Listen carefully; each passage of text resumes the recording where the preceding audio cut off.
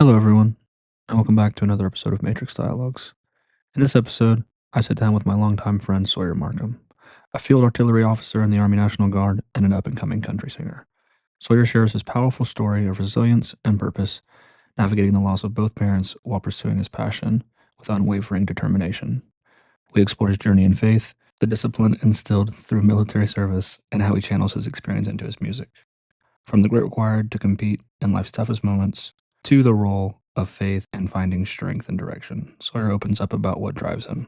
The conversation is a testament to the importance of staying grounded, embracing challenges, and finding meaning in every step of the journey. It's a raw and inspiring conversation you won't want to miss. Once again, thank you for listening, and I hope you enjoy it.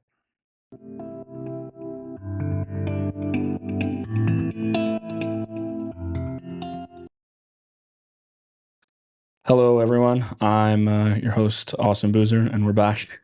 We're back again with another episode of Matrix Dialogues. Today, I'm joined by probably the person I've known the longest to be on the show. I think by default. Let's see.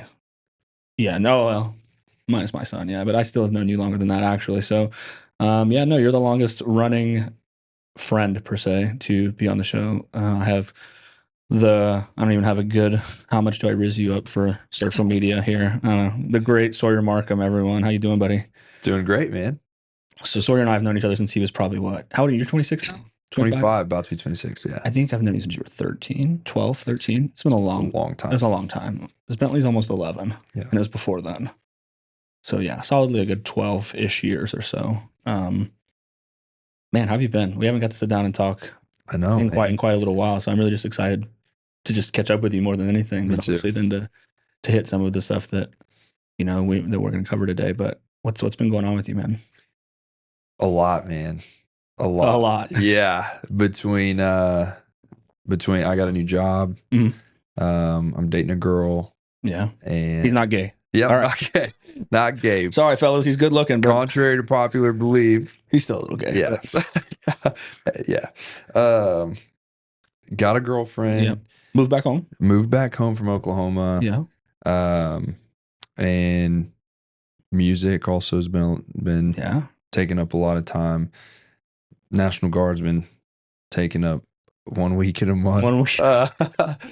But yeah, I mean, been busy, but been cruising. So yeah, that's good, man. So for those who don't know, Sawyer's a lame officer in the National Guard because he didn't want to hack it like us losers and enlist.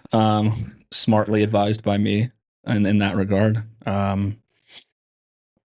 Spent you lived in Oklahoma for what, about 6 years, including how you went to OU? Yep. If you include my time at OU, about 6 or 7 years. 6 or 7 years, yeah. So just now back home, new job, got a girlfriend, living life. But life's not always, it's not all been for, I guess we'd say, optimal reasons per se, though. Yep. Definitely going through some more challenging endeavors. For sure. How you been navigating that? How you feeling?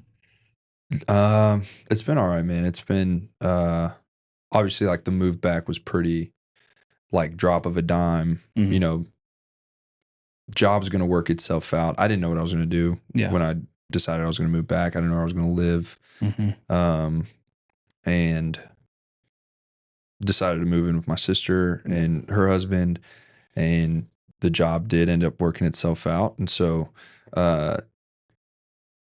I think God's just been faithful throughout that whole thing, amidst obviously some just unforeseen, unfortunate adversity circumstances. So yeah, but it's been all right. You know, we're like I said, we're cruising along. Things are all right. It was something I briefly spoke with Michael about, and something I've tried to in my own life reflect on now. Is like going through adversity and then finding that there's like these beautiful things. You have to be very intentional in finding them, but that are present amongst any hardship. And so I kind of challenged him a bit to look at those with things that had happened in his own life and with him and Christy, and since your mom had passed, and was like, like they're not gonna again be just glaring and jump out at you, but there's always, I think there's no such thing as pure darkness in anything, right? Yeah. There's challenge and there's hardship, and it feels like it's the worst thing ever, but if you really start to zoom in close enough, you'll find that there's these little like miracles or glimmers of hope. Yeah. That's like, and he spoke about how him him and Christy's relationship had been a little bit more fortified and had grown closer, and that like, you were back home and that was good for her and it was then good for them. And so like I was, I lost my dad the same year you guys lost your dad as well. And I look back on it and said, okay, in the moment it was miserable. I hated it. I thought it was the worst thing that could ever happen to me and caused a lot of poor choices by me as a response to that pain and suffering I was enduring at that time. But now 10 years later, I can look back on it and go, there's no way I arrive at this destination of who I am today without those hard things. Yeah. And despite them being as shitty as they were, not to like lighten them or lessen the load per se, but there's so many things that now I'm grateful for and can look back on and say, I know I don't get to that without going through it. And so all that to summarize that people are going through a hard time or something challenging, to realize that I'm not dismissing that it's hard or challenging or emotionally probably feeling like it's crushing you to some extent, but with time and some intentionality, you can find that there are some good things in it along the way. Completely agree. I had a feeling you might. Yeah. Because we've had a couple of really good conversations in the times that we have gotten to speak over the last few years, and I've really enjoyed those. And so I wanted to thank you for that, because the first time I saw you when we were at Woodrow's. Yeah. Was that a couple years ago? Oh man, that was before you joined.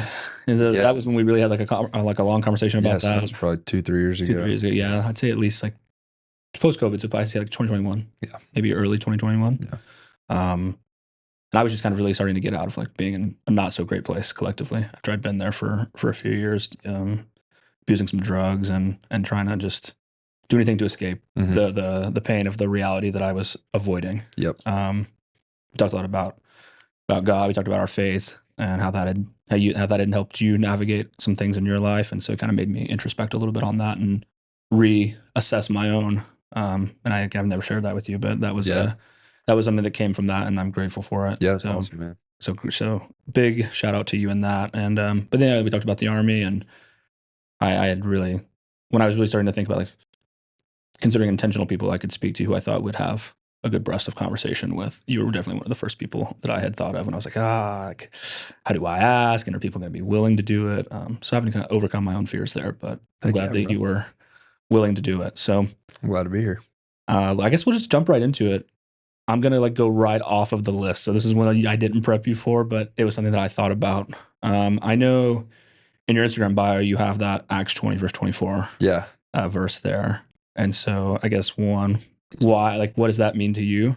And maybe you want to like elaborate people for what that verse is. Yeah. So Acts 20:24, you are putting me on the spot, but it says, I have it in front of me. If you can't recall. If you've got the NIV. I do. Okay. So I think I could. Go ahead. Yeah. Give it a go. However, I consider my life worth nothing to me. My only aim is to finish the race and complete the task the Lord Jesus has given me. The task of testifying to the good news of God's grace. Yeah, you got it. Literally spot on, word for word. So it's awesome. So that verse is like, people talk about life verses. I would consider that my life verse. Mm-hmm. That in a nutshell, and I'm sure we'll talk more about it, but my life was radically changed by Jesus and the gospel, not that long ago, really, when I was in college. But ever since then, my purpose, my mission, what I am wanting to live for has completely shifted from what it was prior to my relationship with Jesus to now, where it's what that verse says is like, however, I consider my life worth nothing to me. My only aim is to finish the race, complete the task the Lord Jesus has given me, which is the task of testifying to the good news of God's grace, the task of telling other people about Jesus, right? Because it's like, if you've got a treasure that you've discovered and it's, made such a valuable impact on your life, obviously you would want to tell other people about it, right? If something has been so meaningful and impactful to you and benefited your life in a positive way, obviously you want to tell other people about it. And that's kind of where I stand, right? Okay. With my relationship with God. And that verse kind of says that too. So definitely. Yeah.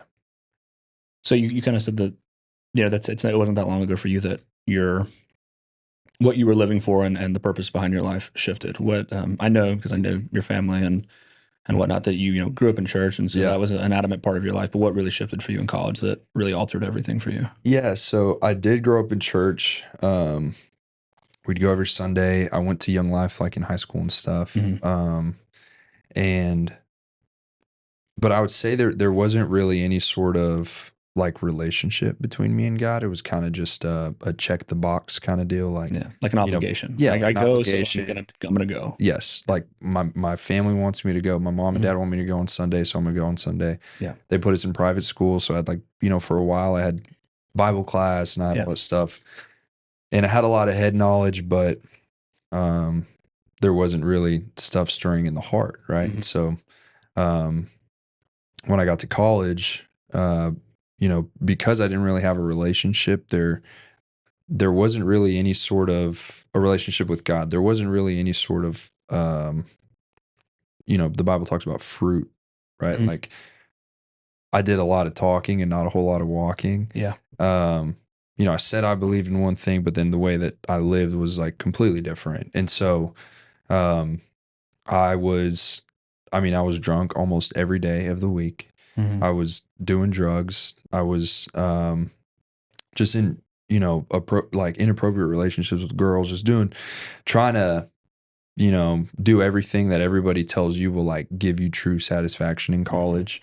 And it does for a little bit, for a night or, for a high or whatever it is. Yeah. But then the next day or, a couple hours later, it goes away and then it leaves you chasing it again. Cause like your satisfaction gauge was full and slowly it goes down and then you have to fill it back up and you're just in this never ending cycle. And I found myself in that cycle. Yeah.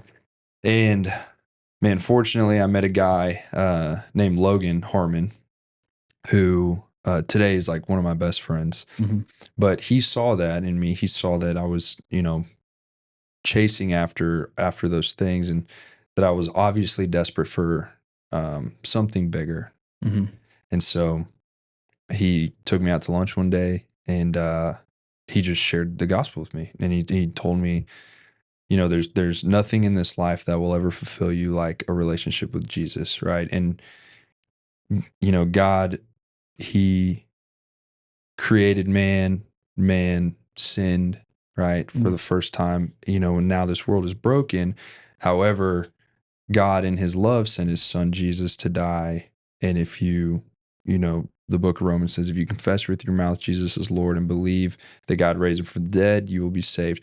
Logan tells me all this stuff, right? And it's like, dude, it's not the first time I've heard this, right? But there was something significant that we talked about, and it was this concept of like Lord, right? Like we always say, Jesus Christ is my Lord and Savior. The Mormon people go knock on your door. Do you have time to talk about our Lord and Savior Jesus Christ? Yeah.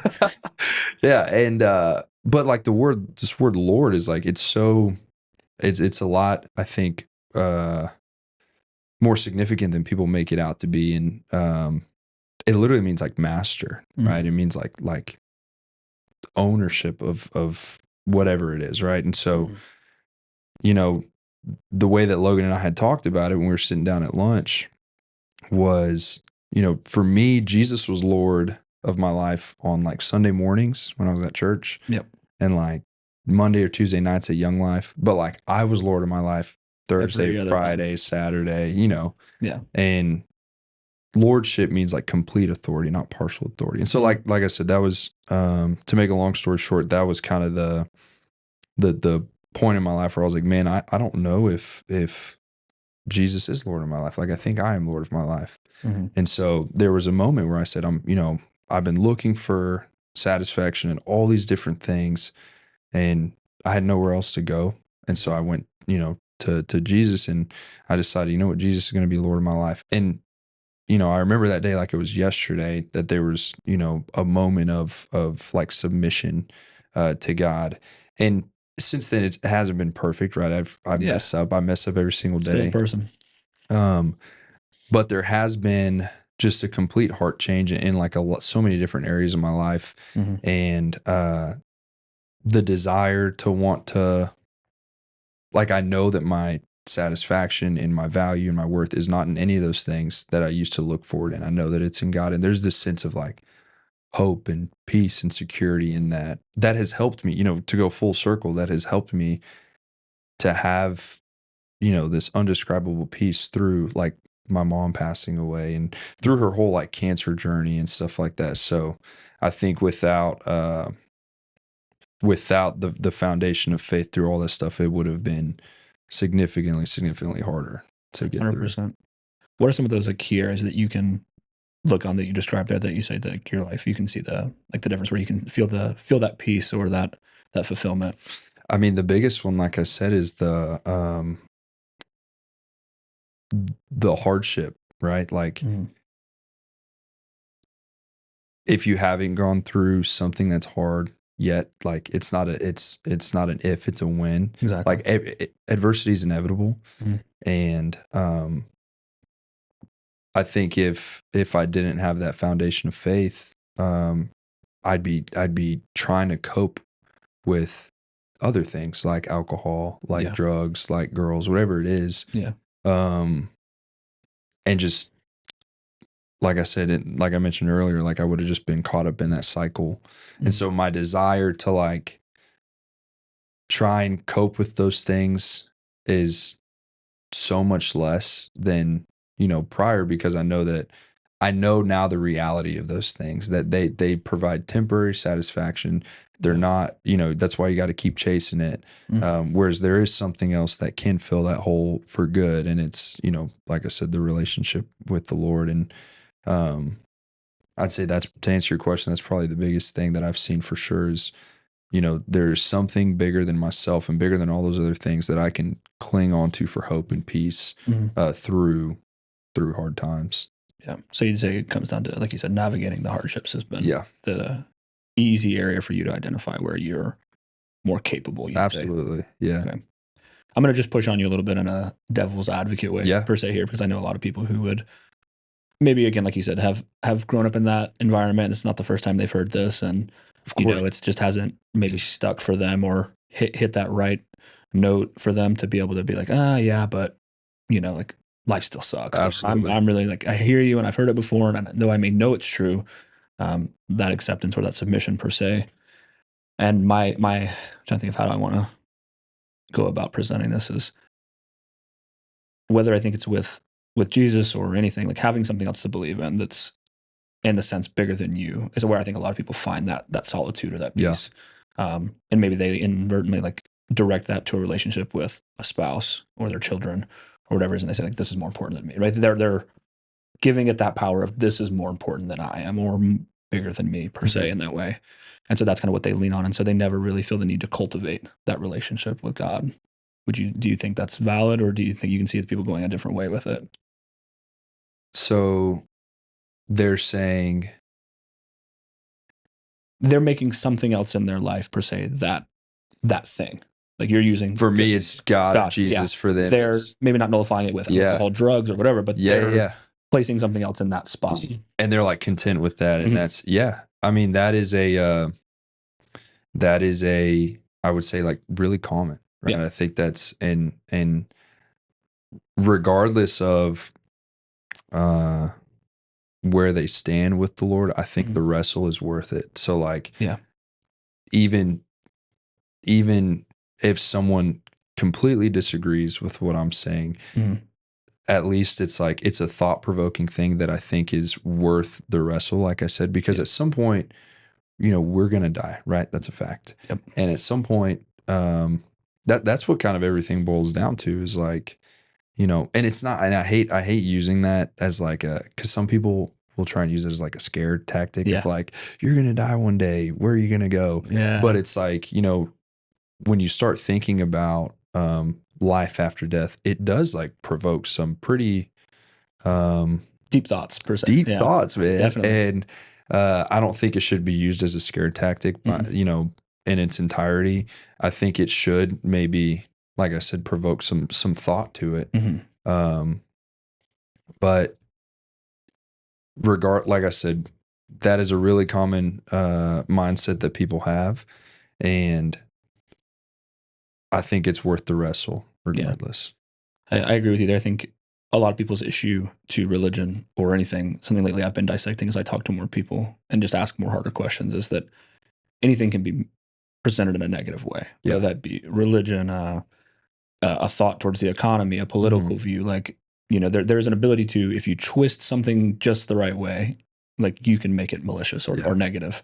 And like you said there with, you know, you're going to die. So like, where should you, you know, like you can use this scare tactic to really like frame people and lock them in this, you know, fearful state of mind of like, oh my God, like my whole life's over. I fucked up. I can't, like, I'm not worth being saved, or my, you know, I can never be forgiven for all these things. And I think I was naturally, so I also grew up in church. I was a very like aware kid. I think I started as early as like 12, really being like, what happens when this is over? Yeah, dude. You know, and being 12 with that is fucking scary. Yeah. You know, it's not a light one, because you don't even know enough to really be fully weighing on that. And that's, so I say that to people to let them know, like, I have seen it and experienced it in an unhealthy way. Yeah. Right. And it tainted my view of faith and religion and my relationship with God for a long time. Cause I was like, nah, these are just people who want to like manipulate and create this idea for me. This isn't actually what's truthful. So if that's been you, like, it's okay.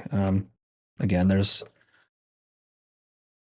not everyone or everything will be able to rise or fall to the standard in which it's meant to be. Meaning, like, no amount of screening could make sure there's always going to be good teachers or good policemen or anything like that, right? We invoke these things we can, but really the people who are going to evade it anyway are narcissistic and so by default intelligent enough to go with the system and, you know, appear to be normal, but that's the consequences of life. Yeah, and we live in a broken world. Yeah, and I think that, but also because of that is something I've really been. I heard it a while ago, and it, like as you said, very thought provoking. Is maybe the world's better because we have those things. So though you say it's broken, I would say I think it's in the perfect balance in some instances. Yeah, as we can only, if everyone was good and there was no evil per se, well then that wouldn't be reality. Yeah, exactly. You know, we only appreciate that people are genuine and kind and honest and caring because there are people who are malicious and who are ruthless and would do some horrible things, right? And you don't need a whole lot of those people to make you appreciate the vast majority of people who are good. Yeah, I guess you're right. We wouldn't even know what good is. Yeah. If there wasn't bad. Yeah. If someone's like, everything's a problem, it's like, well, then by default, nothing's a problem then actually, because you haven't actually labeled or described anything. So if everything was good, then there would be no bad. Yeah. You know, it's like the story from, I'm going to butcher this. What's the story where, with Abraham and the snakes? Oh man, this is, somebody in my family is going to call me out bad for this. God, this is like a staple of my childhood. Fuck. I'm cussing during it too. Oh well. But where they're, I think Abraham's in Egypt and there's something, the snakes come and they go, whoever goes to Abraham is like, tell God to like get rid of the snakes.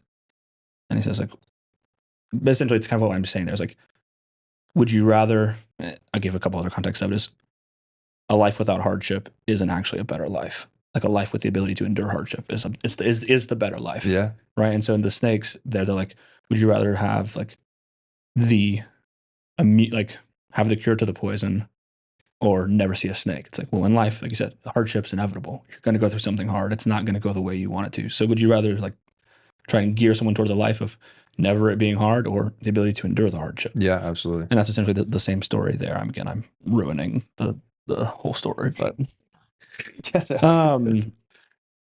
yeah, it's like the world's better because there are snakes in it. Like your life is better because of the challenges or the unfair things that have occurred in your life. And the moment, like we mentioned before we started, like it may not feel that way. That is the reality. Yeah. And so instead of like bemoaning or denouncing those things as like, oh, God doesn't love me or life is unfair. It's like, well, again, like, what if you just wrestled with it a little bit? What if you really started to ask those more thought-provoking questions? Like, what if this is actually your fault versus just the situation occurring? It's like, oh, my mom or dad dying ruined my life. It's like, is it, or was it the drugs that you did for 5 years? Or the times you didn't go to work on time because you were too hungover or high still? Yeah. That lost your job, that then put you in a bad financial spot and your girlfriend left you. And like, right? But you're like, oh, it's like, because my mom died. It's like, well, yeah, that was 40 decisions ago. Like, look at everything that's happened since then. Yeah. Again, not that thing still isn't hard, but what if this is now yours to bear? Mm-hmm. This is your burden. This isn't something beyond you. Like, these are actually all very much within your control, and they're your fault. And so I would agree with you and say that people should ask themselves more thought-provoking questions, whether that be to their faith or otherwise, because you may find out some things that you may not be ready to handle about yourself or about the reality of the life that you've constructed for yourself. And the fact that it is reality, right? Mm-hmm. Like we keep saying it, but like hardship is coming, Mhm. right? And it's like, you know, the first time you face hardship, if you've got this improper view of life that you think everything is perfect all the time, it's not, right? Like Yeah. something's going to happen.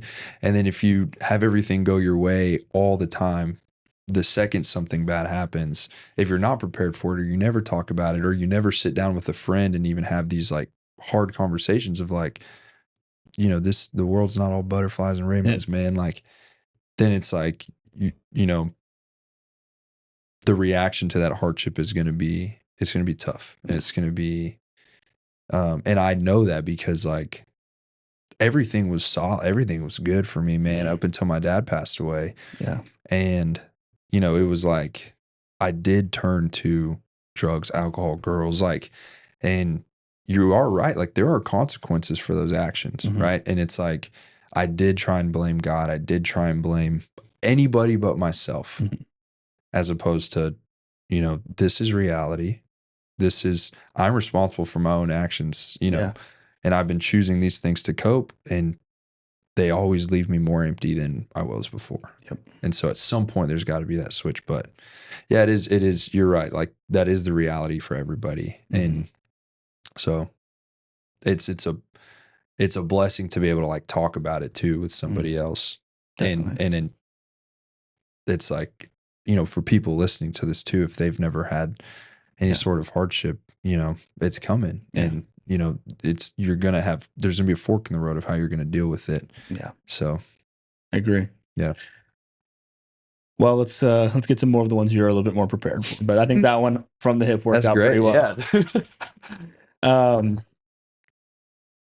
Reflecting back on your childhood, what moments or relationships stand out as truly formative to you and have shaped who you are today?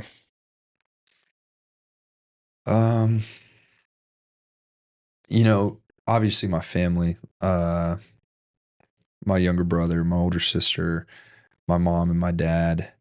I think one that, you know, for the people that know me, potentially might catch them off guard would be the relationship with my grandmother on my dad's side. We called her Missy. And dude, it was like, she was just so special. She passed away a couple years ago, but while I was at basic training, actually, it was like really sad. But our relationship was like super special.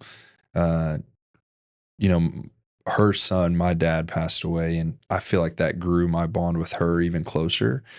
But like during high school, I went to a private school for like the last year and a half of high school, and she lived real close to the private school. And my senior year, we had off-campus lunch, and all my buddies would always go to like Jimmy John's or Burritos or, you know, wherever they're going to go eat lunch.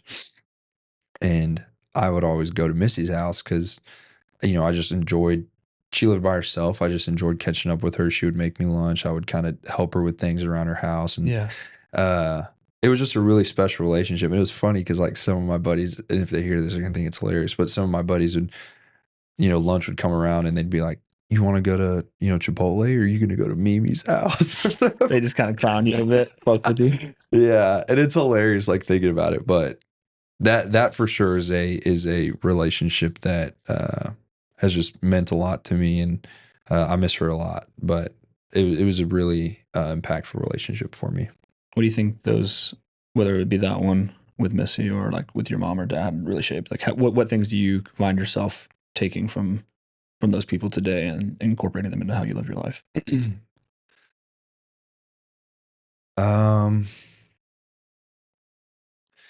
You know, I think, you know, we're talking about Missy.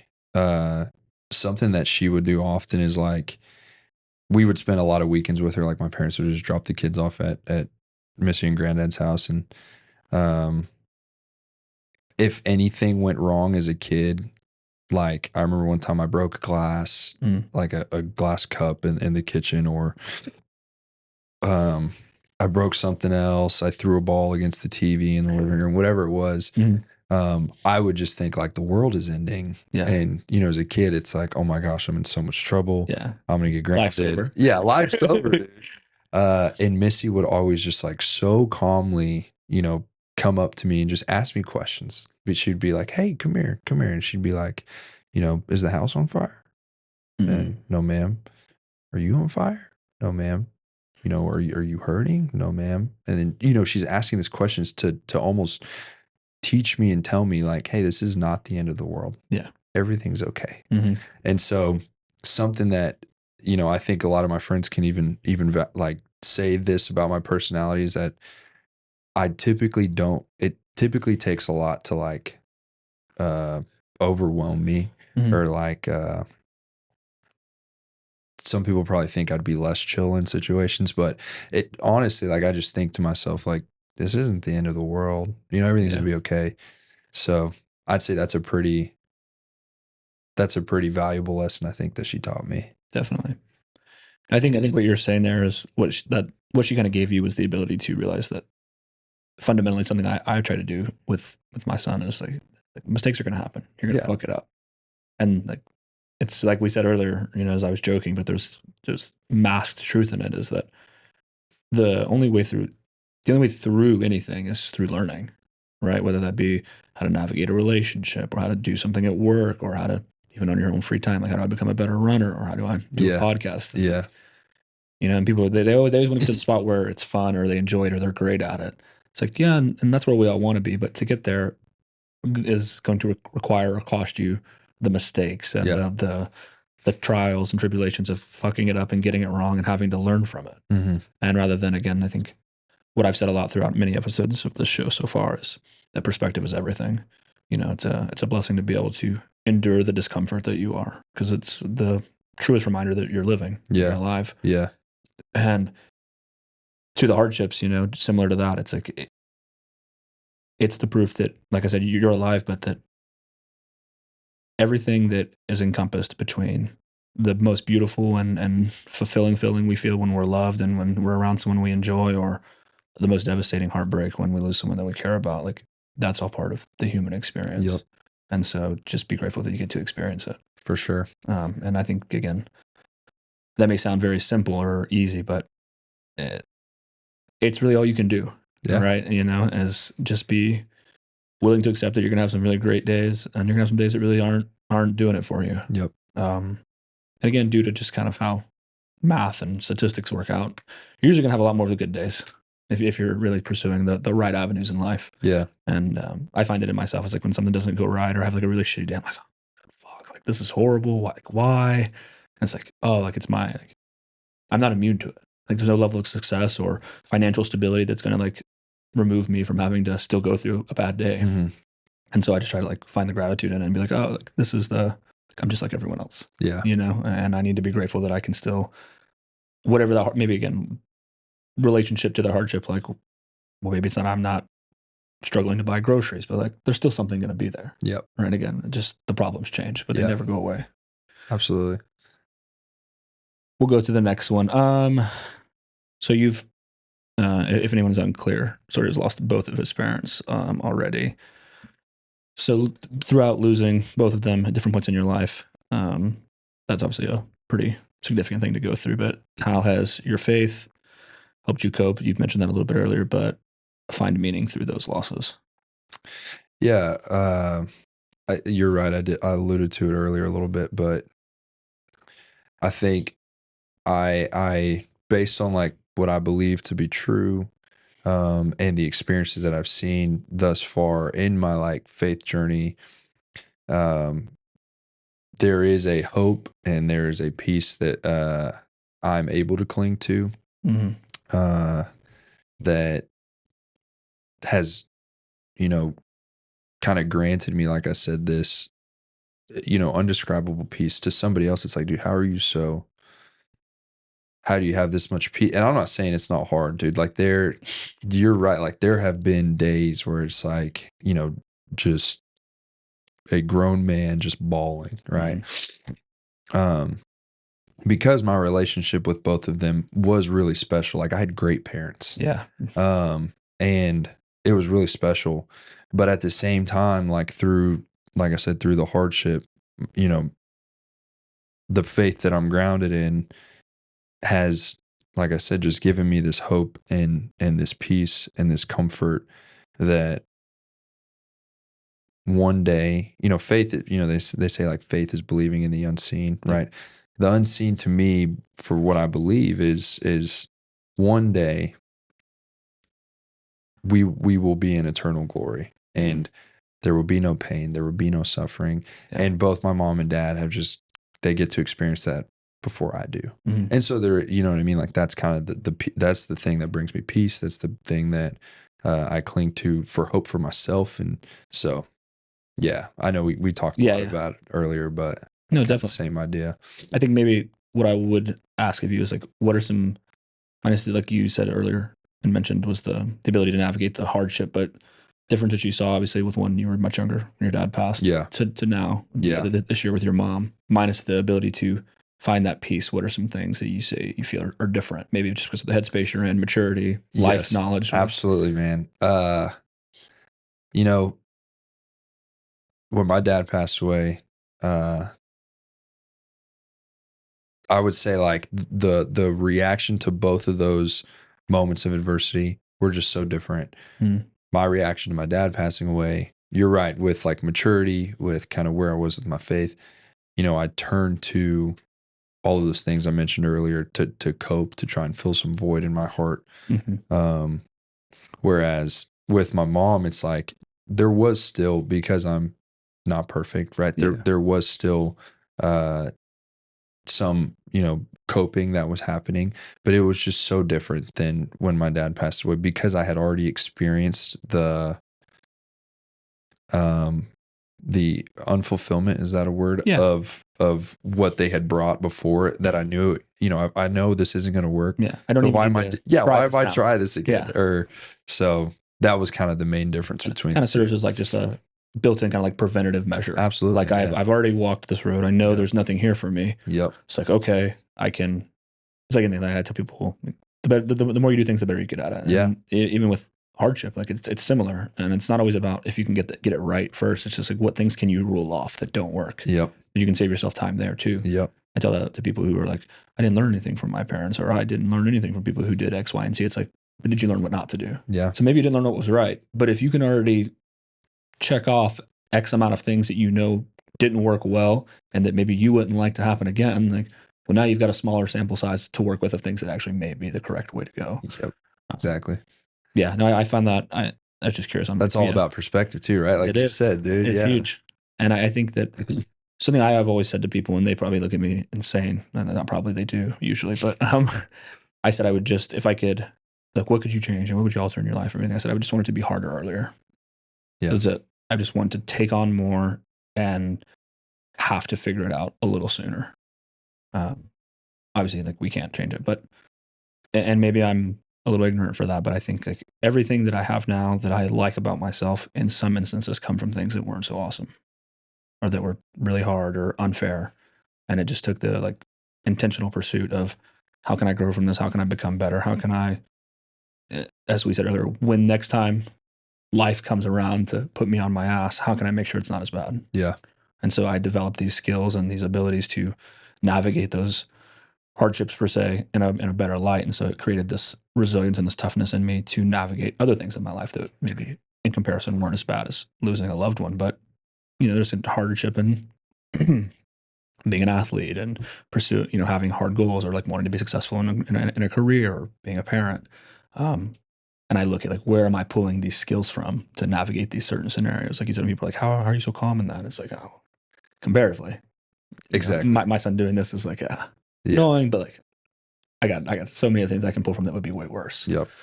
And it's like, is this him being malicious or evil or mean, or is this like, he's just a kid? He's a kid, yeah. And it's like, what would, like, thinking back, it's like, well, I had some things that happened to me that weren't so great when I was a kid, because my parents weren't as, mentally or emotionally in great places. And so it's like, I know those things don't work because they were done to me. So I don't even, like, if I feel myself leaning or reacting in that way, it's like, those don't work. Yeah. Think about how you felt, Mm-hmm. and so again, just pulling from things that I always like to, again, worst analogy ever, but as for those math nerds out there like myself, if you have like an axis, it's like if anything that's like negative in your life, like it's the bottom, like under the line, if you flip that over the axis, that's the inverse of the potential that you have to, like, I think, excel or succeed greatly. So as much as if you're going, wow, look at how bad my life is.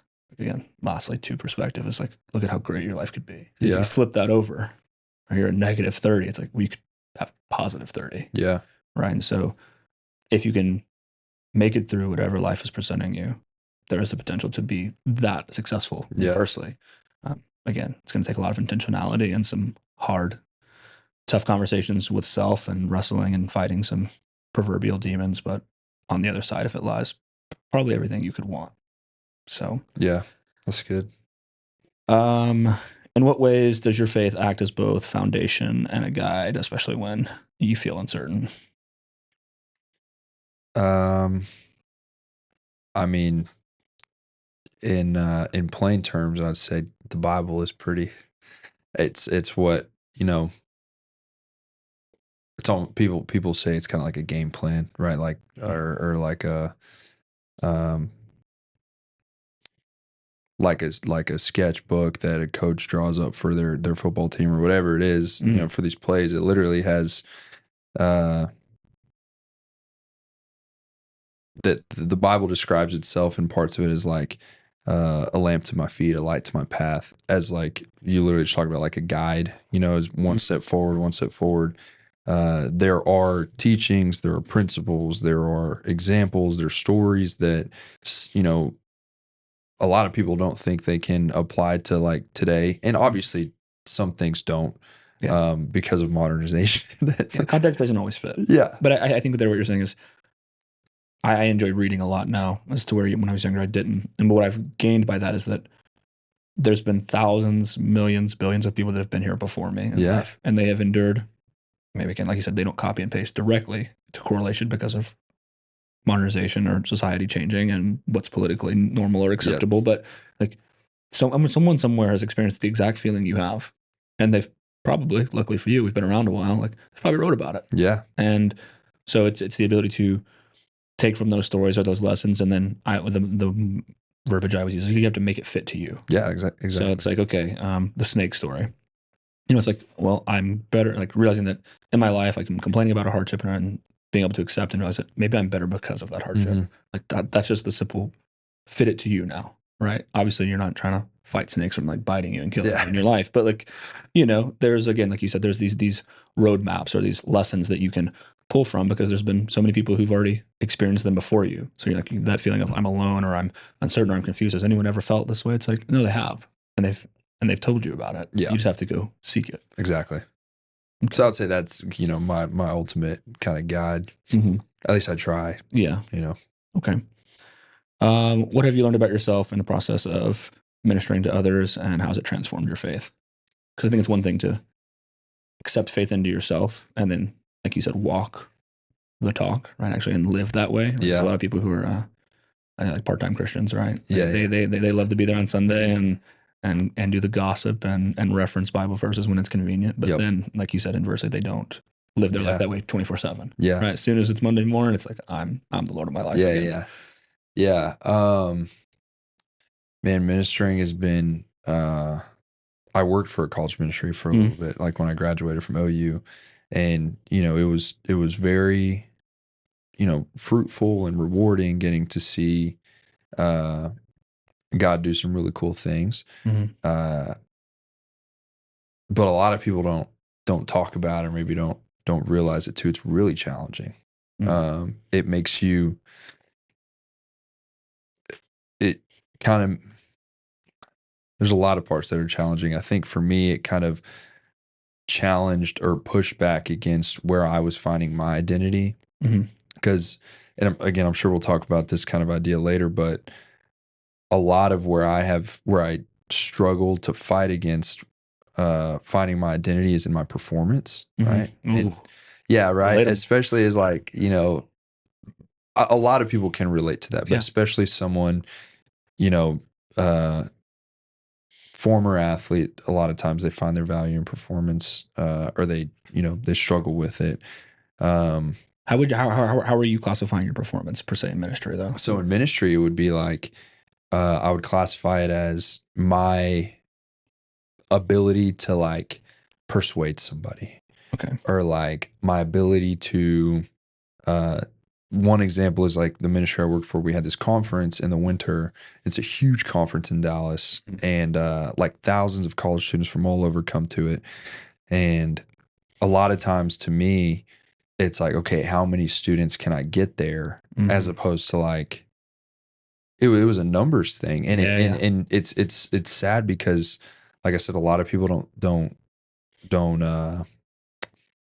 they don't talk about this kind of stuff. But even today, like, a lot of churches and ministries, and sometimes like they don't do a lot of them don't do it on purpose, right? Yeah. Majority of them don't do it on purpose to make it a numbers thing, but it's like, how many seats can we fill? Yeah. How many people can we get in the pews? How many, whatever it is, and it becomes a numbers thing. How big of a stadium can we fill? And there is absolutely benefit to like filling a stadium, right? Yeah, 100%. A lot of people are getting to experience something that could potentially change their life. But when that becomes the motive, numbers, that's when things start to get a little twisted. And for me, that was kind of where I was finding my value. And it wasn't because anybody that I worked with on the ministry was like making that a thing. It was just my own performance mindset, wanting everything to be about, how other people thought of me, how well I was performing. So yeah, it would be, how many people can I get at this event? How well can I persuade somebody about religion, about, Christianity? What does my boss think of me? Right. Am I living up to his standards? What can I do differently so that, it's just, you start getting in this whole, really unhealthy mindset of why I was doing ministry, like why I was doing what I was doing, instead of it being about the actual bottom line, which is like, are you bringing people to God? Exactly. Right. Yeah. And we've seen those jokes, or maybe if you're like in more of the line of our thinking, the algorithm's great at that, but like there's all those jokes about, like the minister being, or the pastor being like, how many people did we have here this weekend? And there's joking to it, but like you said, it becomes the zero sum game becomes like numbers, like how many people were here, right? Because, well, that means we had the potential to reach that many people. Like I said, rather than it being like, it isn't always a quantity versus quality thing, right? If you preach a good message, like people will come, people will listen. Yeah. Rather than like, oh, we got to have a great video board, and what songs are we singing during worship today? Because like what's hit well or what's not landed well. And it's like, like you said, what are we really here for? Yeah. Like, what's the real message? But I can relate to that heavily. I think, like you said, a lot of people can, being performance based. It's probably the bane of my existence, but it's also what makes me so great at some things in my life. Well, that's what I was going to say too, is like, you should have like standards for yourself, and you should push yourself, and you shouldn't be a slob just because you don't want to perform. Yeah. But it's like, for me, I do think there is like a tipping point where it can be at the expense of things that matter more. Yeah. Start to like diminish returns. Yeah. Yeah. There's always a line. There's always a threshold. But I think like anything, you have to go too far to figure out like, oh, that is too That's far. the line. Yeah. Because if you don't, then you'll never you'll kind of always have this inadvertent, I call them, what you were saying there, I call them unintended consequences. Right? Like the unintended consequences, now we're playing a numbers game. It's not what we meant to do, but that's what we're doing. Yes. I think, and inversely with your pursuit for excelling and wanting to perform highly, is the unintended consequences are, if you don't, I think, push yourself too far, you kind of always have this like underlying like wonder and guess of like, do I have more? Like, could I do a little bit? And even if you do find the line, I think you still naturally can gravitate there a little bit, because you're like, well, I've pushed farther than this before. Yeah. So I won't say that just because you don't maybe push the line, that either way, I think that's an outcome, but and I think it's all like somewhat situational based, right? Like there's a time period, like if you're in med school, it's like, hey, like I got to study, right? Like this isn't my life forever. This is my life for right now. Yeah. I think a lot of people get wrapped up in the just hyper focused, too focused on the micro. And it's like, zoom out a little bit. Like, this is really hard, but like, you're not going to run a marathon every day of your life, right? So just 16 weeks that you're like, oh, this training's kicking my ass. Like, it's like 4 months, man. Yeah. Like, you're going to be here for another 50 years. Yeah. Like, You're going to be okay. Yeah. And you're probably going to be a better person because of what you learn about yourself in these 16 weeks, you know? And so no matter if that period may be a couple years or whatever it is, like it's not forever. So in regards to balance, I'm a little hard on that. I don't believe in balance because I don't think it really exists. I think there's times to enjoy and be at peace. And I think there's times to have to fight relentlessly. Yeah. And you only get to enjoy it because you fought so hard. So to say like, oh, I need to be more balanced. It's like, well, if you didn't work as hard as you did then you would enjoy the peace you have now. Mm-hmm. So a lot of people are like, oh, Austin, you should find balance. You should, you work your full-time job, you're a dad, you do this podcast, you do all this, and like, when's it for you? And I'm like, it can be for me later. Right now, if this is really what I say I want to do and I'm finding fulfillment in it, then I can't be mad that I'm, having to stay up late to edit or put these things together and make all these posts on social media. Like this is the thing I said I wanted. So now it's here and I'm living the reality really of it. Yeah. Well, I'm going to find out, Yeah. but I know it won't be like this forever because it physically can't be anyway. Yeah. That's a good point.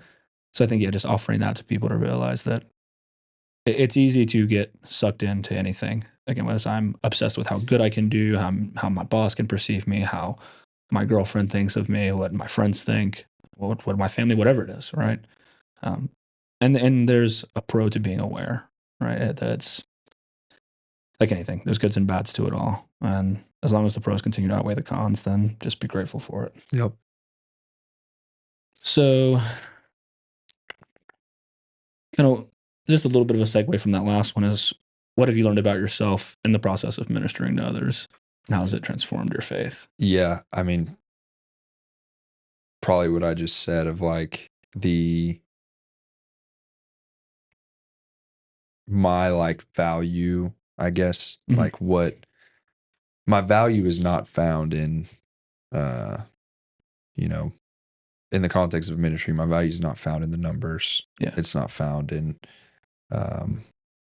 because helping change one person's life and their perspective to a scenario can vastly be more impactful and more fulfilling than, I hit the numbers goal. Yeah. Like we wanted 100 people, we got 100 people. Yeah. So, but if you really you got to know Tommy and his story was shit and he had a really hard life and he was making some really poor choices with his life and throughout, people who also, I think, underestimate the time length invested in these things, right? It's like you have to commit relentlessly, in repetitions of trying to reach people, but then also once you do, how vested you are in a person. Yeah, continue to invest. And so it's maybe over the course of it's been 2 years and he's finally coming around. Yep. Right. And it's so though you didn't hit the numbers game, right? You only had 17 people that you wanted 100 at the event, but if one of them is him, absolutely, it's then it's worth every bit of it. Yeah, dude. And being able to understand that and bring that. Absolutely.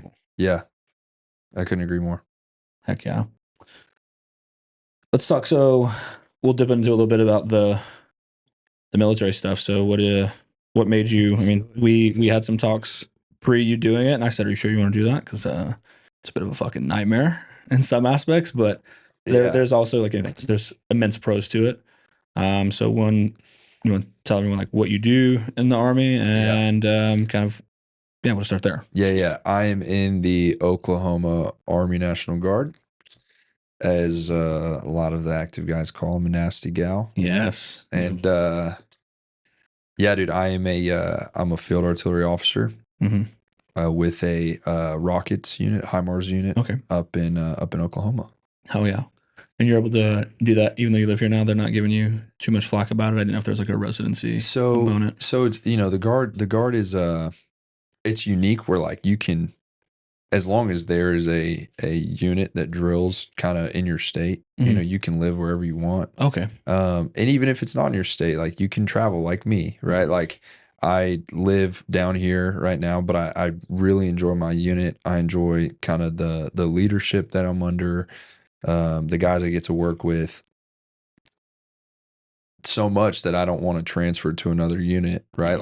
There is a, there's a bunch of units. Yeah, there's a ton of artillery units around here, and I've even trained with some of them. But it's like I like I said, it also kind of gives me an excuse. I got a ton of buddies still in Oklahoma, and my job right now is pretty flexible with when I have drill one weekend, the day before I have drill, I have off of work, so I spend that whole day up in Oklahoma with friends and catching up with people, and then I go over to Lawton. I go to Fort Sill for the weekend. Heck yeah. So So what if are you what, first lieutenant now? So the guard's interesting too in that realm because like date of rank, I am right. Like as a second lieutenant, you got 18 months in grade, and then but with the guard, it's like they have something called like Fed Rec or federal recognition. Like your packet for promotion has to go through the state, through the National Guard Bureau, all the way up to get federally recognized, back down to the state, back down to your unit for you to. So even though, I'm well over 18 months, I'm still waiting on my Fed Rec to actually pin first lieutenant. Oh my. So I'm still a second lieutenant. Heck yeah, you are still a butterball. I am. Heck yeah. Yeah, dude. That's wild though. Yeah, I've always been curious about what are some of the nuances that exist there. Yeah. Inversely, there's some goods and bads to the active side. Yeah. But, on the active side, like all my buddies that I commissioned with, they're all first lieutenants. They've been first lieutenants for months now. Yeah. It's just because their data rank hits and they get pinned. Yep. Whereas like the guard, you just got to wait. Yeah. You got to play the game. But the nice thing about the guard with that, though, is they do back pay you from data rank. Oh, okay. So I will get some back pay. There you go. Nice. Works out. Yeah. How was your time in the guard, particularly in field artillery, redefined your understanding of disciplines, resilience, and leadership? A lot of the huge chunk, and I know you know this, but like that you have to start off with is like basic training, and then for you AIT, right? For you BOLIC, right? So yeah, I did basic training, officer candidate school, and then BOLIC, and I will say artillery BOLIC, dude, is no freaking joke. Not from like a physical side, from an academic side, it is hard. Yeah. They are teaching you like manual gunnery, and it is like it's a whole lot of math. It is a lot of math. It's a by lot hand too. Usually, there's usually nerds about it. No calculators. Yeah, and so we could have a calculator, but it's like one of the most basic. Yeah, math. You could multiply, like very basic. Yes, like and 5-function calculator. Yeah, like you get at the Dollar General, and but it is that was difficult. Like I said, physically, BOLIC was not anything hard. You kind of you get out as much as you put in with anything else, but it's like there's two PT tests while you're there. I think the PT's kind of at the discretion of your each platoon has their own like instructor, and so it's kind of at the discretion of your instructor. And if your instructor loves to run, you're getting a lot of miles. Then you're getting a lot of miles. And fortunately, my instructor really liked to lift, and so hell yeah, worked out for you, dude. We just get jacked. Yeah, we just get jacked. And so that was fun. But to answer your question, I think the discipline side at each stage of kind of that like initial entry training school, like basic training, OCS, and BOLIC, at each stage, discipline and resiliency looked a little different. Yeah. Obviously, basic training is basic training, right? It sucks, and it's supposed to. It's supposed to suck. Yeah. But it teaches you discipline in one sense. That like OCS, teaches you discipline in a different sense, and then BOLIC teaches you discipline on like the academic side, And so, I think also too, like on the officer side, it's still wild to me how the military is structured, but obviously it's structured like this for a reason, where like I can have way less experience than like an NCO. Yeah. But yet I'm in charge of all these guys. And so it's like, it's kind of a cool relationship though, because like as a junior officer, majority of your time is spent learning from your NCOs. Yeah. Because they know what they're doing and you have no idea what you're doing.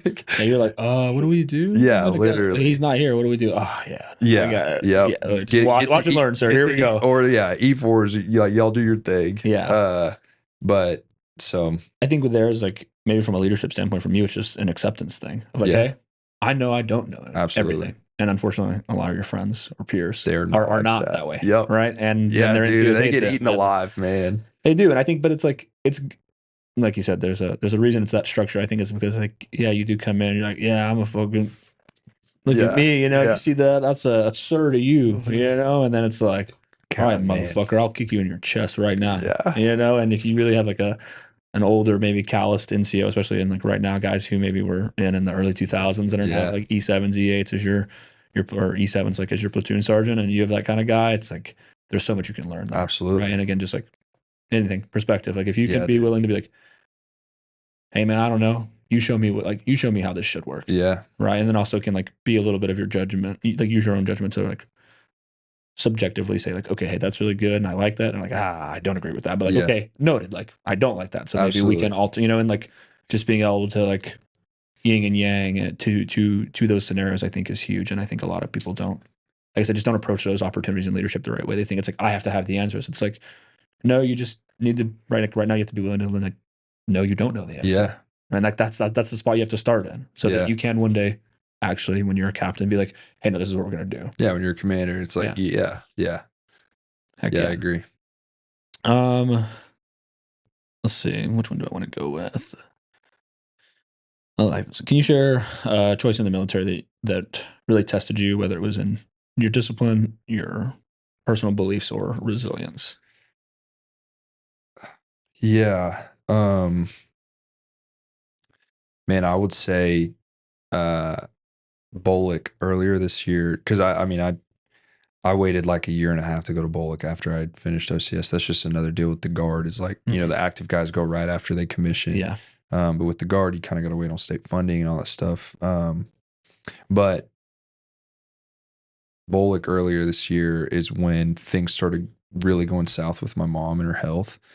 And so there were just a lot of hard conversations with like my instructors, our battery commander, where like, their hands are kind of tied of like, we want what's best for you and we want you to do what you need to do, but also like Army standards are standards, and we can't just like pull strings for you and like just give you A+ on all your tests that are coming up just because.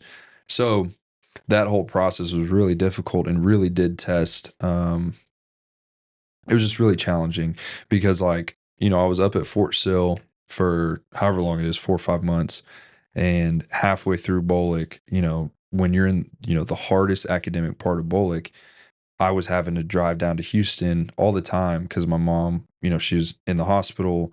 Her health was progressively getting worse. We didn't really know, when she was going to pass away, but we had a feeling it would be kind of soon. And fortunately, like I said, my instructors were really, they were very understanding of everything going on.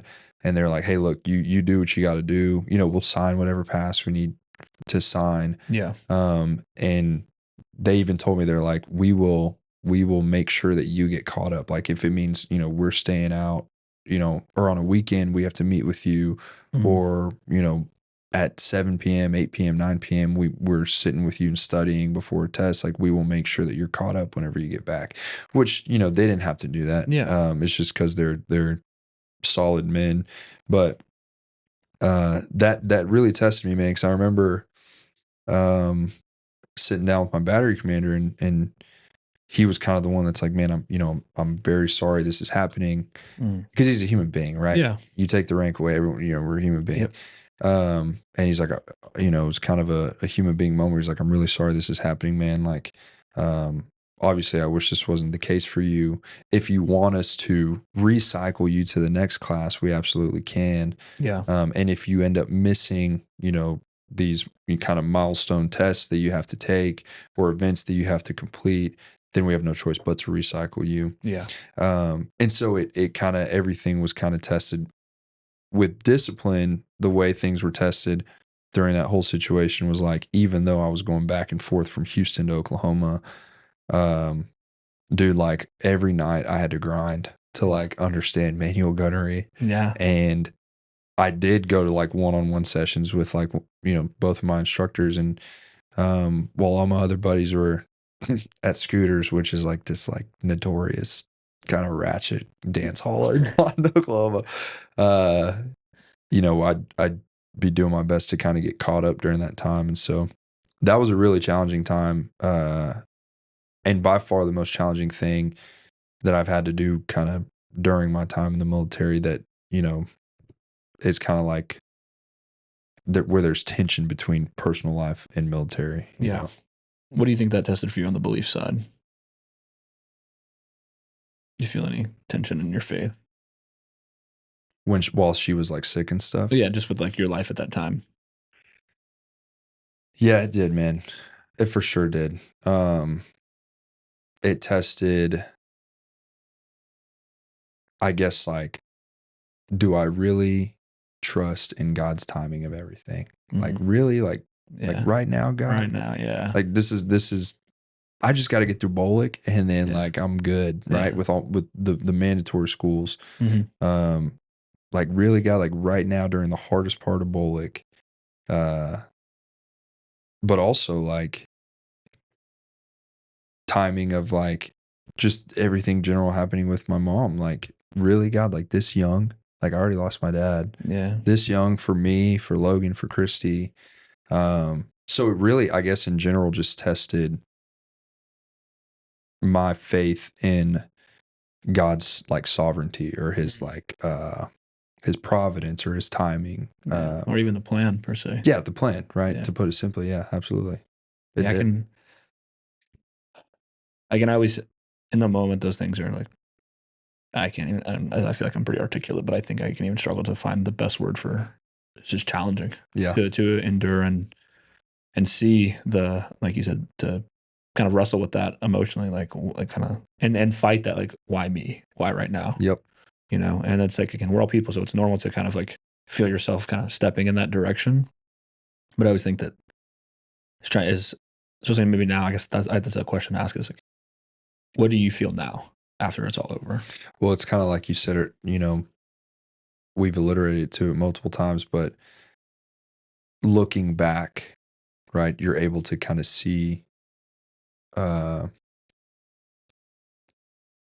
that there was a purpose, you know, as hard as that is to say, right? Like the man that I am today, the things that I believe in today, the things that I value today, you know, they'd be different if things didn't happen the way that they did. Yeah. The relationships that I have with certain people, like might not even exist how they do today if certain things didn't happen. Yeah. Or, you know what I'm saying? So it's like, you know, the cliche, everything happens for a reason. It's like in the moment, it's so hard to see, you know, the bigger picture. Yeah. But stepping away, and I don't think I've seen it all. Yeah. No, right. Like with my mom, that wasn't that long ago. So it's like, I still think that I'm like learning and, you know, kind of putting pieces to the puzzle together. Yeah. But God has like, you know, I think he's seen the puzzle put all together, and it's like I'm just putting kind of the pieces right now. So with time, I think we'll have much more clarity. Absolutely. And I think that's what a lot of people struggle with is like they want it right now. Yep. Like, why me? Well, what's if I knew what I was going to get out of this in 3 years, it's like, I probably wouldn't feel so bad. Yeah. But you don't. Yeah. And that's also what makes the achieving or the accomplishing or arriving there, proverbially, whatever it is, mean that much more because you didn't know. Right. And so there was this test of faith and belief and willingness to continue on, even when you didn't know that it would work. Yeah. And I think that's something similar I say with like this podcast or with pursuing anything is like, if you just knew it was going to work, if you knew you were going to be a great singer one day, like it wouldn't make the journey of like playing at this hole in the wall place or here or just happy to have a gig, you know, mean anything. Yeah. Right. If you're just going to like, hey, I'm going to drop a hit and I'm going to be the next George Strait, it'd be like, doesn't sound like that. Like, who wants to pursue that? Yeah. Right. And it's like, well, probably a lot of people because it sounds very easy, but in reality, like, that's not how it works. Yeah. Man. You know, it's like, I always tell people the most fulfilling part of anything is the journey. So it should never, like, if it's the destination, then I think maybe you have your priorities a little out of line, because I just share from my own experiences. Like, there's been no race that I've ran in my life thus far, like literally ran a race, like a marathon or anything that was like, the race day was the thing. It's like when I look at the medal, I just see all the hours and the hundreds of miles that went into it before that, the ones that no one saw, right? When it was cold or I was getting rained on, or like for me,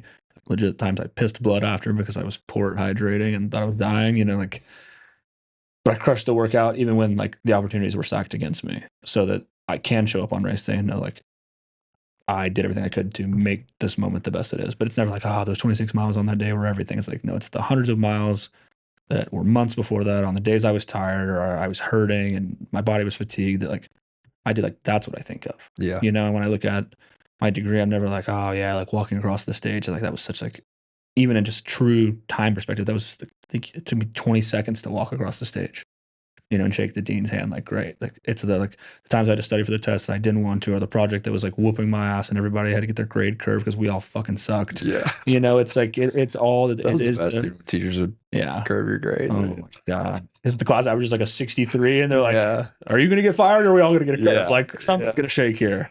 But you know, it's like, you still don't know. Yeah. It's just like the relief you get on the last week when he's like, all right, I'm giving everyone an 18-point curve. You're like, yeah. fuck, thank God we're not screwed. My GPA is not over. I may graduate one day. Like, you know, it's like, so for anyone, if you knew it was just going to work out or it was going to be great, or you're going to just get it off the rip, like, it wouldn't mean anything. It's like, there's a really good quote. I think it was maybe even by Nietzsche, where he said, if people could have everything they wanted, they would tear the world apart just to create chaos, just to have something different. And so within that, you see that, like, what we alluded to earlier is the world's better because of the fact that there aren't great people in it, not because if everyone was great. So the outcome that you're pursuing is beautiful and makes up everything in it because it's not just going to happen for you. Mm-hmm. And that there is some unknown that maybe you pour everything into it and it still doesn't fucking work out. And you don't know if it actually is going to. Yeah. But if it does, it makes every time that you stayed up late or rewrote the lyrics to the chorus over and over again because you were unsure, or it took you forever to get the beat to go the way you wanted, or, you know, the times you were writing the thesis and you thought it was like no one was ever going to publish you, and like the day it happens, then it was all worth it. Yeah. And even if it wasn't, and it doesn't get published, or the song doesn't actually ever drop, or if it does and no one listens, in the zero-sum game of your life, you are the thing you're building. Not the song, not the career, not the family. It's you. Yeah. You are the thing that you're building.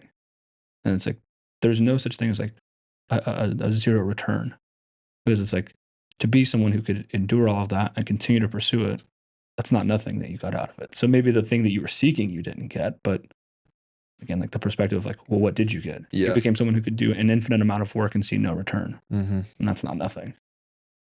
Right. And so it's like, and that's why, like you said, like the destination can't be the main focus, because then you may never reach it. Yeah. You may never, or the destination looks completely different. Yeah. Yeah, that's good, man. So we'll get to a little bit more of the less deep stuff. Let's talk about your music, man. You got a new song coming out. I do. In like This Friday. No, I thought it was the 18th. No, this Friday. Oh, okay. I was off on my timing. Okay. Yeah. The 8th, November. The 8th. Yeah, okay. Yeah. So wow, let's talk a little bit about that. One, let's talk about your music. What kind of?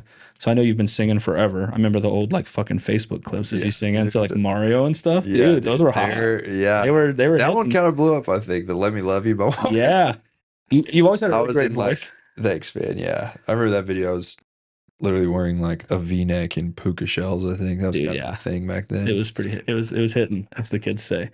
Your voice has changed a lot over time. Yep. Through some puberty and whatnot. You don't have the range anymore. Not at all. It's much lower. Yeah. But you still sound pretty fucking awesome. Thanks, man. So like, what kind of got your interest into singing?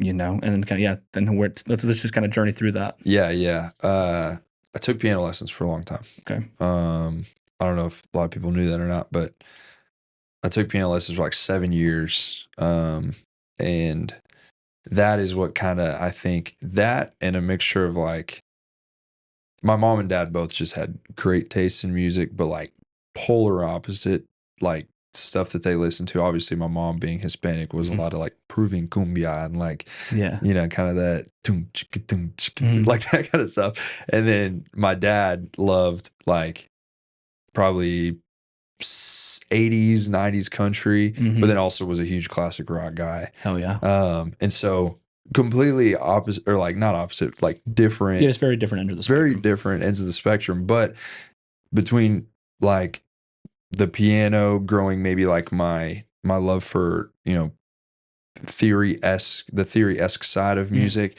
and then my parents and their such broad music taste growing my just general love for music and my love for like, even like, it doesn't matter the kind of music, like it's appreciation. Yeah, just appreciation for all varieties of genres. And I would say that those kind of things kind of shaped maybe my love for music in general.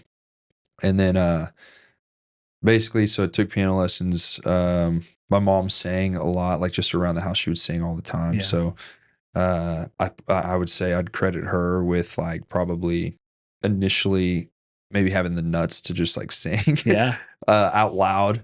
And definitely fucking scary. Yeah, dude. And then I got to probably like late high school.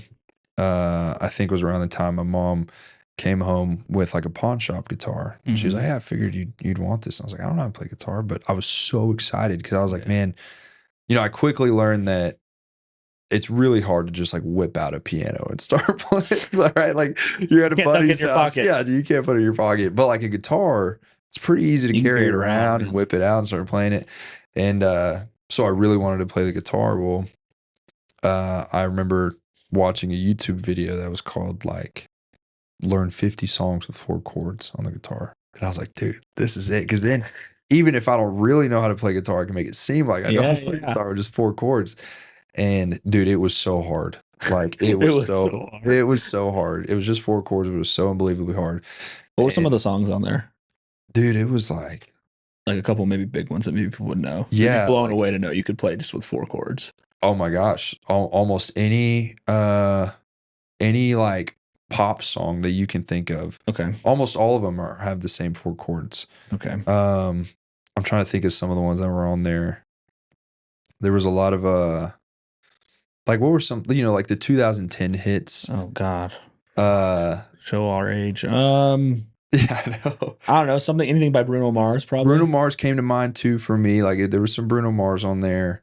Some like maybe some like Maroon 5 was on there too. Just kind of like 2010 pop hits. You think of those songs, those were on that video. Taylor Swift. Yeah, Taylor Swift was on there, dude. Yeah. Old Taylor, I'm a fan.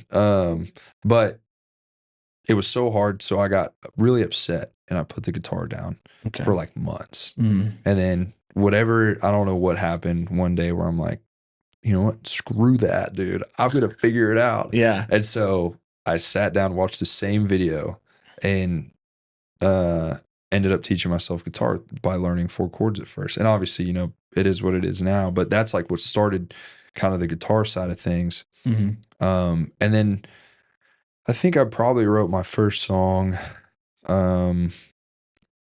freshman year of college, I think. And then I've written some terrible songs. Yeah. And yeah, dude, really any songwriter would tell you that. I know, 100%. I think that's like, it's like anything. If you just base it on I've never written a song. What are the odds I'll write a fucking song that's a banger good the first on the first go? Like, hey, this is going to be garbage off the rip. Yeah. And I think people probably underestimate how long they are garbage. Yeah. They're like, oh, you wrote a couple shitty ones and then it was hit after hit. It's like a couple dozen of really like, I never want to even admit I wrote that out loud. There are so many songs that people will never hear. Yeah. And it's like, but like you learn from those, right? And it's like that, like you said, it's about the journey, right? So then, hopefully a banger comes out at the end. But now, I think in last year, 2023, I dropped, my first song. Yep. And that song, it's called South's Love. It's got a really cool kind of story behind like the production of it. I was in a condo with a buddy and he just happened to have his kind of, portable recording equipment. Yeah. And so we literally recorded it in a condo, like the guitar was recorded in a condo living room. The vocals were recording in a condo bathroom.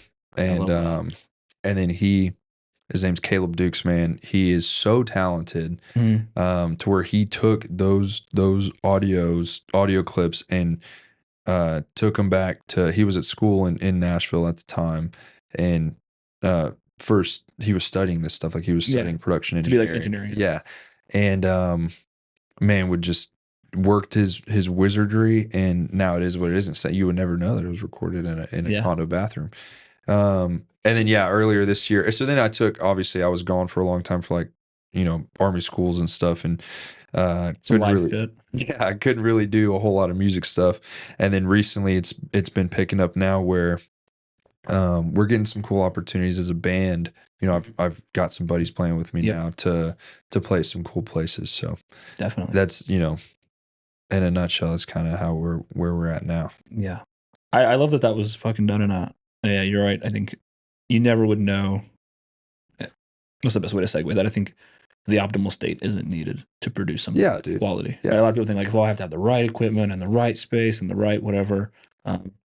If you've looked at my podcast, like header photo, it's done like in here with a fucking bad lamp pulled, like with a head shade pulled off, with no backdrop, and then some like insane editing and a Walmart V-neck and a Hanes shirt that I bought like that day. Like, but it's like people are like, "Whoa, that photo's really It sharp." looks It's like, good, and it was dude. took it on. We didn't have a camera yet. It was It was on an phone. iPhone, like an iPhone Portrait mode. portrait mode, bro. But That's it's like, awesome. people are always like, "Oh, like, wow, where'd you get that photo? Who took that photo?" On my fucking phone. Yeah. That's what we took it. Yeah. And it's like to highlight that, we hear these things our whole life, but they're still so true. It's like where there's a will, there's a way. If you're willing to do it, like you don't got to have like the best anything For sure. or the optimal anything. Yeah. Like if you're willing to do it, like it can happen. Yeah. So that's great. So going forward, kind of let's talk about Cowboy Killer that's coming out. Let's talk about that. So what's that song about and how, like the story on writing that and pulling that together? Yeah. So Cowboy Killer, it was, so basically it's kind of like it's a story about seeing a girl in a bar, kind of the whole like locking eyes, even though, it's kind of that cliche, like everybody, there's so much happening around you, but like you're locking eyes with this girl. And so maybe you make a move and you go talk to her and then, things hit off for a while. So it's this idea of like, she's a cowboy killer. Cause like, man, it's talking about like as if the dude was, a cowboy and she's like pulling my heartstrings. She's a cowboy killer, right? Yeah. And then lyrically, it's comparing the girl and the way that she can pull heartstrings to, Marble Reds, right? Cigs, and they're called Cowboy Killers. Yep. And so it starts off kind of happy-go-lucky, like, man, see this girl in a bar and you hit it off and whatever. But then it takes a turn, in the second verse where it's like, she isn't what you thought she was, or the relationship isn't how you thought it was going to be. Mm-hmm. And now she's actually like killing your heart. Yeah. And it's like, she's, kind of in that part of the song, the pre-chorus says, like the smoke from a red, she's gone with the wind and now I'll never see her.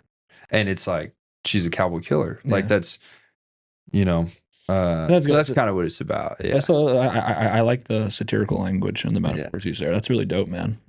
And you wrote this yourself? I did. Yeah. So I was sitting in my old house in the city, and my buddy Cooper, who plays with me now, I mean, the dude is just a phenomenal musician.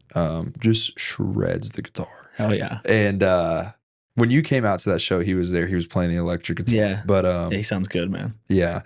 He basically kind of helped write the music portion of it. And I was like, man, I don't know. Like, I want something like country, but like kind of, I'm not really like twangy country vibe, but I wanted something kind of groovy. Yeah. And he helped kind of with the chords and like the musical side of things. And then we kind of ran with that lyrically. So that, obviously there's a lot of credit to him for Cowboy Killer too. Yeah. So what are you, when are you going to get an album out? What's the timeline on that look like? Dude, so I finally have enough songs to where I can put out an album. Yeah. What's the desired amount of tracks for an album? 10, 12? Or nowadays it feels like, their albums feel like they're big now. Yeah, I mean, some people do like crazy. Morgan's got a 30. Yeah. Morgan's got a 30-track album. But I don't have that many. I'm not producing them at that moment. Yeah, dude. I remember when we were kids, it felt like, like Rascal Flatts. That was like a 10, 12 song album. That was a hit. That's pretty. You have like one or two good songs, and then, like some shit that I'd probably kind of came out. Yeah, I'd probably put about 8 to 10 on an album. Okay. Just because that's about all I got right now. But I mean, there's so many, you know, if you were to go through like my voice memos in my phone, there's just, you can scroll for like days of, you know, whether it's like me humming a melody or me playing something on the guitar of just these ideas that I just haven't sat down and like tried to Explore work on or it. Yeah. do anything with. Yeah. Let's talk. Maybe let's hear some of those. I enjoyed this. I think this is something, you know, a lot of people aren't musicians or producing music, so this is kind of like what we talked about earlier. It's like, hey, like what do you use to put stuff out, and like what's maybe like a weird quirk or something you do that people would be like, oh shit, that's like a way you keep up with like maybe like when you do you think of like any lyrics and you're like, oh, I gotta go throw this on my notes page, or like an idea, like what's something you do that would maybe be. Yeah. I mean, I do that. Mhm.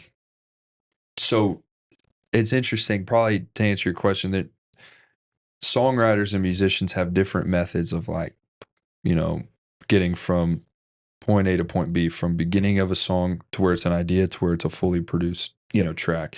And a lot of people like Zach Bryan, what he does is like he's a poet, right? So he typically will, you know, sit on a balcony and write a poem and then we'll go put music to it. At least I think that's, you know, that's how it perceives to me. Yeah. Um Dude, I can't, I feel like I can't write poetry. Like I've done that for one song and it was actually pretty cool. Yeah. Where I like wrote a poem first and then put music to it. But for the most part, I will come up with a melody and then put chords behind it, or chords and then put a melody to it. And then I'll think, okay, what's the vibe of this song? Does this song sound happy? Does it sound sad? Does it sound whatever? Like what's the And story I'm then trying to tell? yeah, what's the story I'm trying to tell? And then I put, you know, I put some lyrics behind it. But yeah, I'm big on the notes thing, right? Like if I think of an idea, Yeah. I'll put it in my notes. What I've actually learned though, is the creative juices kind of flow more when I'm handwriting something. Yeah. That's what I was kind of something that you're like, I need to write it. So as much as I am like a notes person, I really do try and handwrite as much as I can, because like I said, I've realized like I think my best songs that I've written have been from like letting the juices flow when I'm writing something on a piece of paper. But what's funny too is like another kind of quirk thing is like I'll randomly think of a melody and I don't know why it's stuck in my head. But I'll just pull up my phone and voice memo it, and then I'll like listen to it. I'm like, oh yeah, what was that? And I'll listen to it and I'm like, this is terrible, dude. Why did I? Like in the moment, it feels great. Yeah, it sounds. You're like, oh, this is a hit, dude. And then you listen, you're like, I'm like, what the fuck was delete? Yeah, trash. Yeah. So I think that's interesting because so with a lot of what I do, you know, like I feel like when I can generate the best thoughts or the best ideas, or when like I actually do like even on an iPad, like I can write by hand. Yeah. You know, and then when I really like write it out, I can I assess how I think.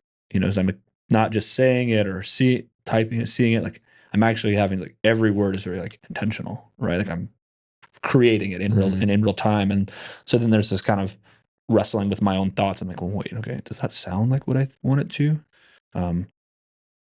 And that's a whole different segment I have on like people's perspective to writing. I think more people should handwrite a lot of things. I think absolutely.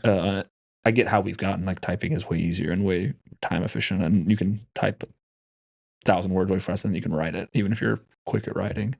And its ability to be shared. And I mean, I get it, but I think there's still something so like collectively interesting about it's the oldest way we've been sharing information is by writing it down, right? And I think there's something freeing from an emotional standpoint too. Like if you're ever upset, you just like write out how you feel.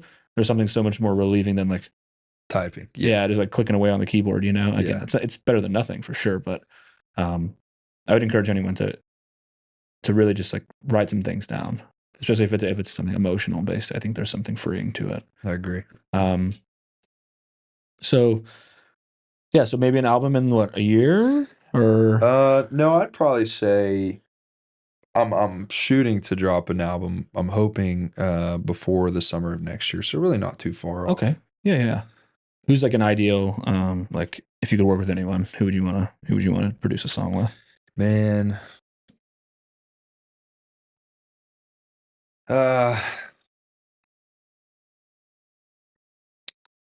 Right now, I would probably say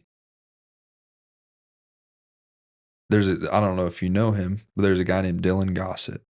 He is kind of on the rise country, Americana, folky musician out of Austin. Okay. And I mean, he has no idea who I am, but Yeah. he's I think we have a very similar style of like music that we like, probably, and style of potentially songwriting, and he's young too. And Yeah.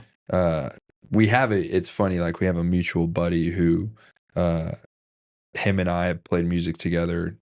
He's a phenomenal fiddle player, and he also just shreds the harmonica. Yeah. His name's Jackson, but he lives in Austin, and him and Dylan are buddies, and Jackson has played on a couple of Dylan's songs that have, you know, millions of streams now. Yeah. But yeah, if you don't know Dylan Gossett, you should go listen to him. I'm definitely check him out. Yeah, dude, he's like I said, he's on the rise, right? He's not like Zach Bryan or anything, Yeah. but he's super talented, and the dude has absolute pipes. Like he can sing. Like good range, or just unbelievable range. Yeah. But he's also just like, I don't know, dude. He's one of those guys that he's not trying to be something that he's not. You know, like he's not trying to be this like super hick cowboy or like this, you know what I mean? Yeah, somebody would just play the role. Yeah. You know, yeah, he's just being who he is, and I honestly really respect that about him. And because there's a lot of people that tried to be something they're not, just to like achieve the success, or, you know, get the plays. Yeah. Dude, no, so, I get it. Like you said, unintentional consequences, right? Yeah. They initially like, hey, I just want to share music with people. Yes. But I end up chasing like, I'm this character. I'm this thing that really isn't even who I am. I think something I committed to with the podcast was just like, I want to stay true and authentic to my message. Absolutely. And my belief and what I want to put out there. And not to, it's commonly thrown around phrase, but like be a sellout. Yeah. You know, it's like, whether they like it or not, dude, you're being yourself. Yeah. Because I think that's like, by pursuing the truth, like that's the best potential outcome. Even if something bad happens because you said the truth or you said what you really felt, like that's the best thing that could have happened because it was true. Yeah. You know? And again, like you don't know what's coming after that. So don't like hyper focus or zoom in on the micro of right now. Like that's the best thing that could have happened to you. Yeah. Just by telling the truth. So I think inversely with music is another avenue where people, like you said, will sell out or change for the start unintentionally chasing the wrong things. Yeah. Okay. So we'll unimpressive flexes. How long can you go without peeing? So I guess my last question on the part of your musical career and aspirations is like, one, what's the end goal? But then the other half of it is like, what's the reason why for it? Like, what are you trying to do, and what motivates you to put out music? You know, I think it's just it's a God-given, like, you know, gift, if you will, but also just like desire that, you know, I want to take as far as, you know, God and the world will let me. My end goal is, you know, obviously it's fun to play in front of crowds, and to have people that know your music is really cool. Yeah. But I've always said that I just want to put out good music for my buddies. That's kind of what I've said for like a long time. And so, it's the reason why I songwrite. It's, you know, the majority of my songs all of my songs are written either from like true stories or kind of grab different ideas from true stories mixed into like one kind of idea. And regardless if, you know, I have 100,000 streams, 1,000 streams, or one stream on one song, kind of like we talked about earlier, like if I just want to be able to say that I gave it my all, like I put 110% into that song. I feel like I owe it to myself. I owe it to like the people that are hopefully going to listen to the music. But yeah, it's just, you know, like I said, it would be really cool to sell out a stadium. But I don't have any expectation to do that. That's not, I wouldn't say that's the end goal. The end goal would just be to, like I said, put out good music for my buddies. Yeah.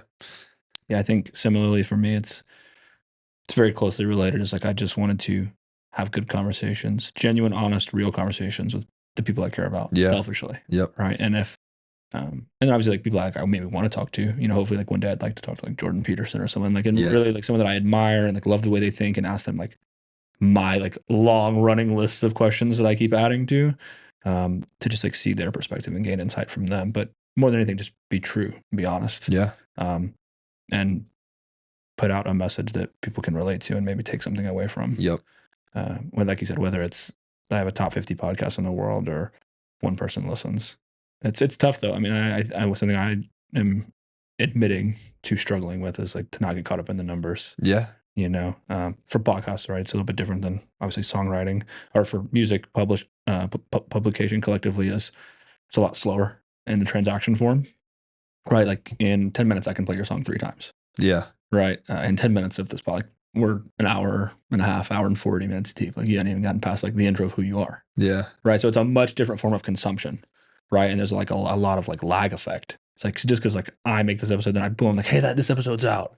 It's like maybe like it may take a month or so for people to like really like, oh, hey, well, like to get through it. Yeah. Right. But then you also feel like, okay, if I have this like library of things, like I have this library of songs, this like library of material people could go listen to, like it still like a lagged effect to when people will listen. So I try not to get too caught up in like the how many streams did this episode do, or did this reel do, or whatnot. But it is easy to do, to fall into that like, oh well, then equating, like we said, the performance, like, oh, this one got a lot of views, it was good. It's like, oh, maybe just more people saw it. Yeah. And inversely, on the flip side, not rating it as bad because it didn't get a lot of views, right? Like maybe people just didn't see it. Doesn't mean it wasn't good. Yeah.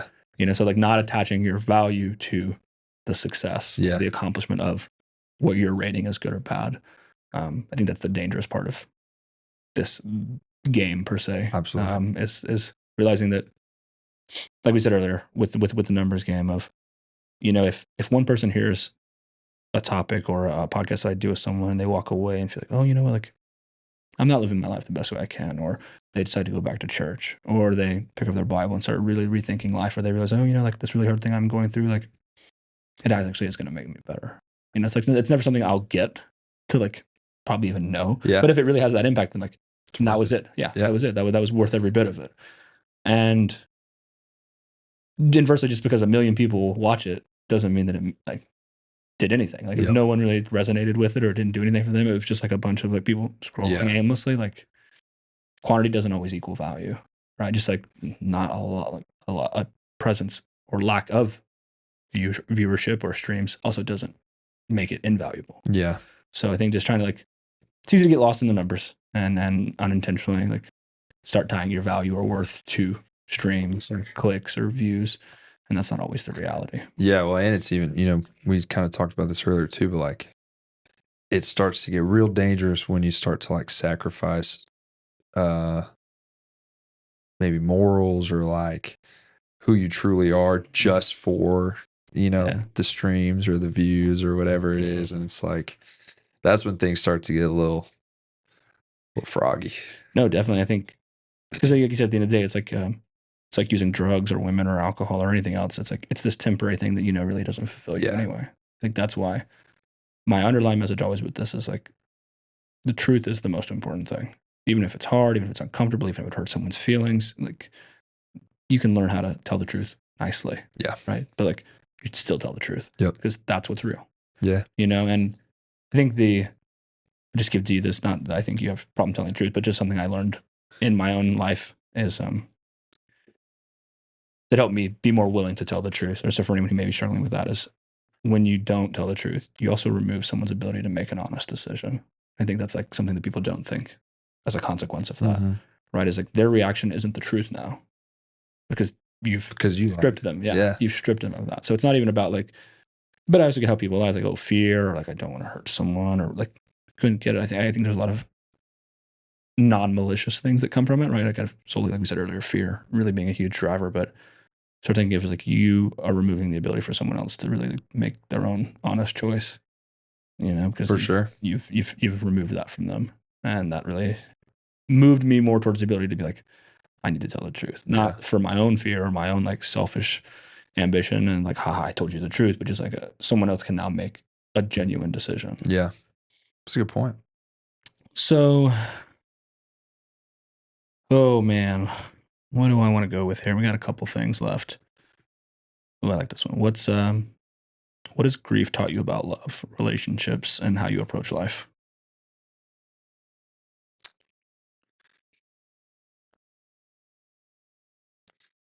I mean, the first thing that came to mind was like the cliche kind of, you know, hold your people close, right? You just kind of never know. Yeah. Because it was just so different with like my mom and my dad. My dad was kind of at the drop of a dime. Yeah, very unexpected. Like, yeah, very unexpected. And then you just get caught up in like, man, when was the last time I told him I loved him? When was the last time that I hugged him? When, you know what I mean? Like, with my mom, you know, we found out she was terminal late last year. Yeah. It was just kind of a waiting game of, you know, when, if and when, that things would kind of go south. But I think through the grieving process, you really do value, you know, the little things with people, and it is really important to like cherish those moments, right? Like like I think about my dad driving us to, I think about this often too, like my dad driving us to school when we were kids. We're listening to like, you know, either Jason Aldean or Chicago. And it's like, it's something that it was just another Tuesday for him, like taking his kids to school. But for me, it's like, it was, you know, now that he's gone, it's like those little moments. I'm like, man, I really do cherish those. Those were, to him, they might have been nothing, but to me, it was like, you know, I get to ride in my dad's truck to school every day, and I get to listen to Chicago. And now people are like, how the heck do you know every word to every Chicago song? It's like, because my dad would play them, you know, and it's like, now I hear a Chicago song now that's impactful to me, and it makes me think of my dad. It makes me, you know what I mean? Mm-hmm. It's like, so hold your people close, really cherish even like the smallest moments, just because you really do never know. Yeah. So kind of cliche, but also I think just has some valuable truth to it. Yeah. You know, I think it's cliche because it is like the truest answer. Yeah. You know, it's like be appreciative of those times and those moments you do get with those people, because we really don't know how long we have. Yeah. Right. And so being grateful that you have the time and the experiences with those people. I can relate to something like with my dad on little things like that. Just looking back on, like you said, either the way he used to like talk about things or music that he used to play in the car. And I've gotten like a weird, and one day I hope that you get it as well. I hope you get to become a father, and the loop of it, I think, is the most fulfilling thing I've ever experienced in my life. And so I can tell you, and I'll share this with you because I believe it to be true from my own experiences, is that it wasn't just something. It wasn't just a random Tuesday to him. There's an essence and a way of living that being a father is, that there's nothing else like it. Yeah. And that's why I say I hope and pray you get to experience it one day, because it is truly, I think there's nothing in this world like it. And to have those moments with my son now where we're in a car and there's something playing and I'm like, this is like, I can prospectively be both of these people at the same time now. Yeah. Like I can be the like, son. yeah, I am a son. Like I've sat next to my dad and like in the car and laughed and joked and made all these comments, and now I'm experiencing this from the flipped role. Yeah. And I don't even have good words for it, but it is truly like one of the most beautiful things. And I think it's taught me a lot about who I am, and it's also made me appreciate more things about my dad in that way. My dad was a little bit of a tougher guy, a little more calloused. He's very like jokey, very casual, but I learned like I've learned a lot more about like what being a man is, you know, and those scenarios, and the ability to say what you need, but also the ability to, what is the essence of being a man is like bearing life's, you know, challenges and never letting my son see them at times, because it's like he just needs to be a kid. Yeah. You know, and it's things that like I would have never known until like now I'm in that role. And it's like, oh shit, there was definitely times that my dad had to do this. And like I never knew. Yep. And so it's like, by default, meaning he did a great job. Yeah. You know, and it's those like little things that you never get to, and I'm pretty sure you've probably experienced some of them too, just in becoming a man yourself and going through life where you're like, fuck, I'd really like to just like have that conversation with my dad. Like, hey, what do I do here? Or like, hey, like I figured this out. you know, or because of something that he did or an experience you had with him, like oh, like that's how I knew that was what I should have done here. Yeah. And it's those little like internal monologues or dialogues that like you're kind of just talking to him, you know. Yeah. And I often cornily enough, if that's even the right word, do that, where I'll just kind of talk to him, you know, where I'm like, fuck, am I doing this right? Or is this right? Or, you know, I tried that and that didn't work out. So we're going to try this now. And it's really, you know, maybe it's just for my sanity, but I mean, No, I feel like he's listening. So. Absolutely. Yeah. Have you found that sharing these raw, difficult parts of your journey brings strength and connections with others? And I think that's just on a vulnerability standpoint. Do you feel like that helps you connect with people? And what would you say to people who are facing similar pain? Yeah, dude. I think I used to. I mean, I'll open up about this quite like if you want me to a little bit, just because this idea of like vulnerability. For me, when my dad passed away, you know, I was like the oldest man in the house at that point, and had a ton of people, you know, again, like you said, it was an unintentional consequence of what they were saying, but essentially tell me, hey, you're the man of the house, right? Everything is kind of on your shoulders. Yeah. And as a 16-year-old kid, it's like, holy cow. Yeah, it's so heavy. But at the same time, I'm like, you're right. It is. Like, I gotta, you know, and I feel this immense pressure to like never let anything go wrong, you know, protect my mom, protect my sister, protect my brother. And if anything fails or I can't let them think that I failed, right? So like what that led to was me suppressing emotions, me not wanting to be vulnerable with anybody, me trying to act like everything was okay all the time, because I just believed that like if my sister saw me be upset, you know, that would in effect maybe she might be upset or she might lose her trust in me as like the man of the house, whatever. Just whatever lies. You could like generate within yourself. Yes. And so it ended up kind of making me like not a human. Like I just, or at least like faking it, like, right. Like I was just like kind of just existing, not really living. Yeah. And dude, I ended up actually kind of doing some counseling with a guy post college, and it was really impactful because I learned to be vulnerable, right? I learned to talk about those things, and I learned to address those things. And it was a huge kind of pivotal moment that I learned, like we're talking about right now, the importance of vulnerability, the importance of you don't always have to seem like you have it together. Because truthfully, like a lot of people can see through that, you know? And I was just believing this lie that like I had to make it seem like I had it all together for the sake of my family, you know, my siblings and my mom, when in reality, now that I'm on the other side where I am vulnerable, you know, with Christy and Logan, like I think that has been more impactful, right? Because they see that I am a human being, and they don't have to think that they're alone in how they're feeling, because now they see it in me. Whereas like before, maybe they thought, you know, because I wasn't showing my emotions or being vulnerable, maybe they thought they couldn't, right? Or they're like, oh, he's like, he's always got to do like he always doesn't got feel it any together. pain. Yeah, so he's like, how can I feel bad, or how can I be? You know, you don't think about the like unintended consequences that can be bred by it. I think immensely it's an aspect of existing that I'm currently exploring a lot, is the impact of vulnerability.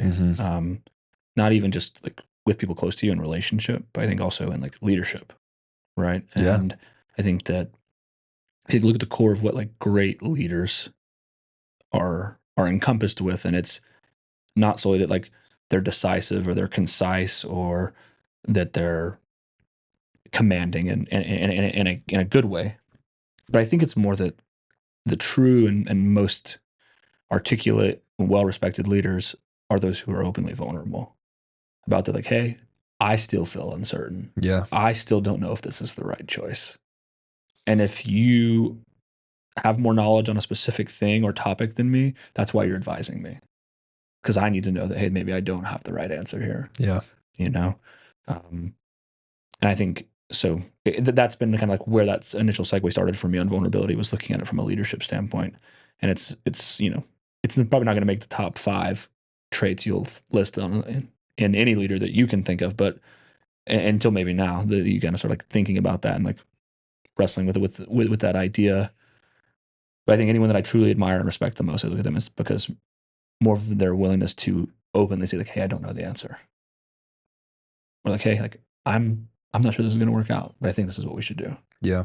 And that's like what that is laced in their vulnerability to their team or the people around them to be like, hey, like, and then maybe it's because it's not so serious. And maybe they, like you said, we've portrayed this idea of like, oh, he's the boss, he's got to know it all. It's like, hey man, like, I don't fucking know sometimes. And I've used that holistically now as a father. Yeah. Where my son looks at me and goes like, oh dad, like, dude, I don't know. I'm guessing. It's a best guess every time. And like when it doesn't work, it's like, great, next one. Yeah. Like though you see me as this, like how we all look at our parents, like they know whatever, we for most of our lives, we think they know everything. And then we go on to realize like, damn, they didn't know either. Yeah. And that's like when you realize you're starting to truly become an adult is when you go like, oh shit, like they don't know either. Like they were simply guessing. I think that's beautiful too. That's another aspect of the full circle for me is like, oh shit, like my dad didn't know either. There was times he just was just taking a guess, just trying to figure it out. And then also, I think you garner more respect in that way. Because then again, like you said, you've humanized yourself in the manner in which people can relate to you. You've now like torn down the walls of like, you're this insanely masculine or tough or resilient individual. And it's like, I mean, maybe I am very masculine and resilient, but I'm still just a person. Yeah. And there's times where my doubt and my uncertainty and my fear of failing and my doubt of ever becoming enough or being good enough for the scenario, like still overwhelm me. And there's no like level of success or monetary value or anything that will like fully rid that of my existence because that's part of just existing. Yeah.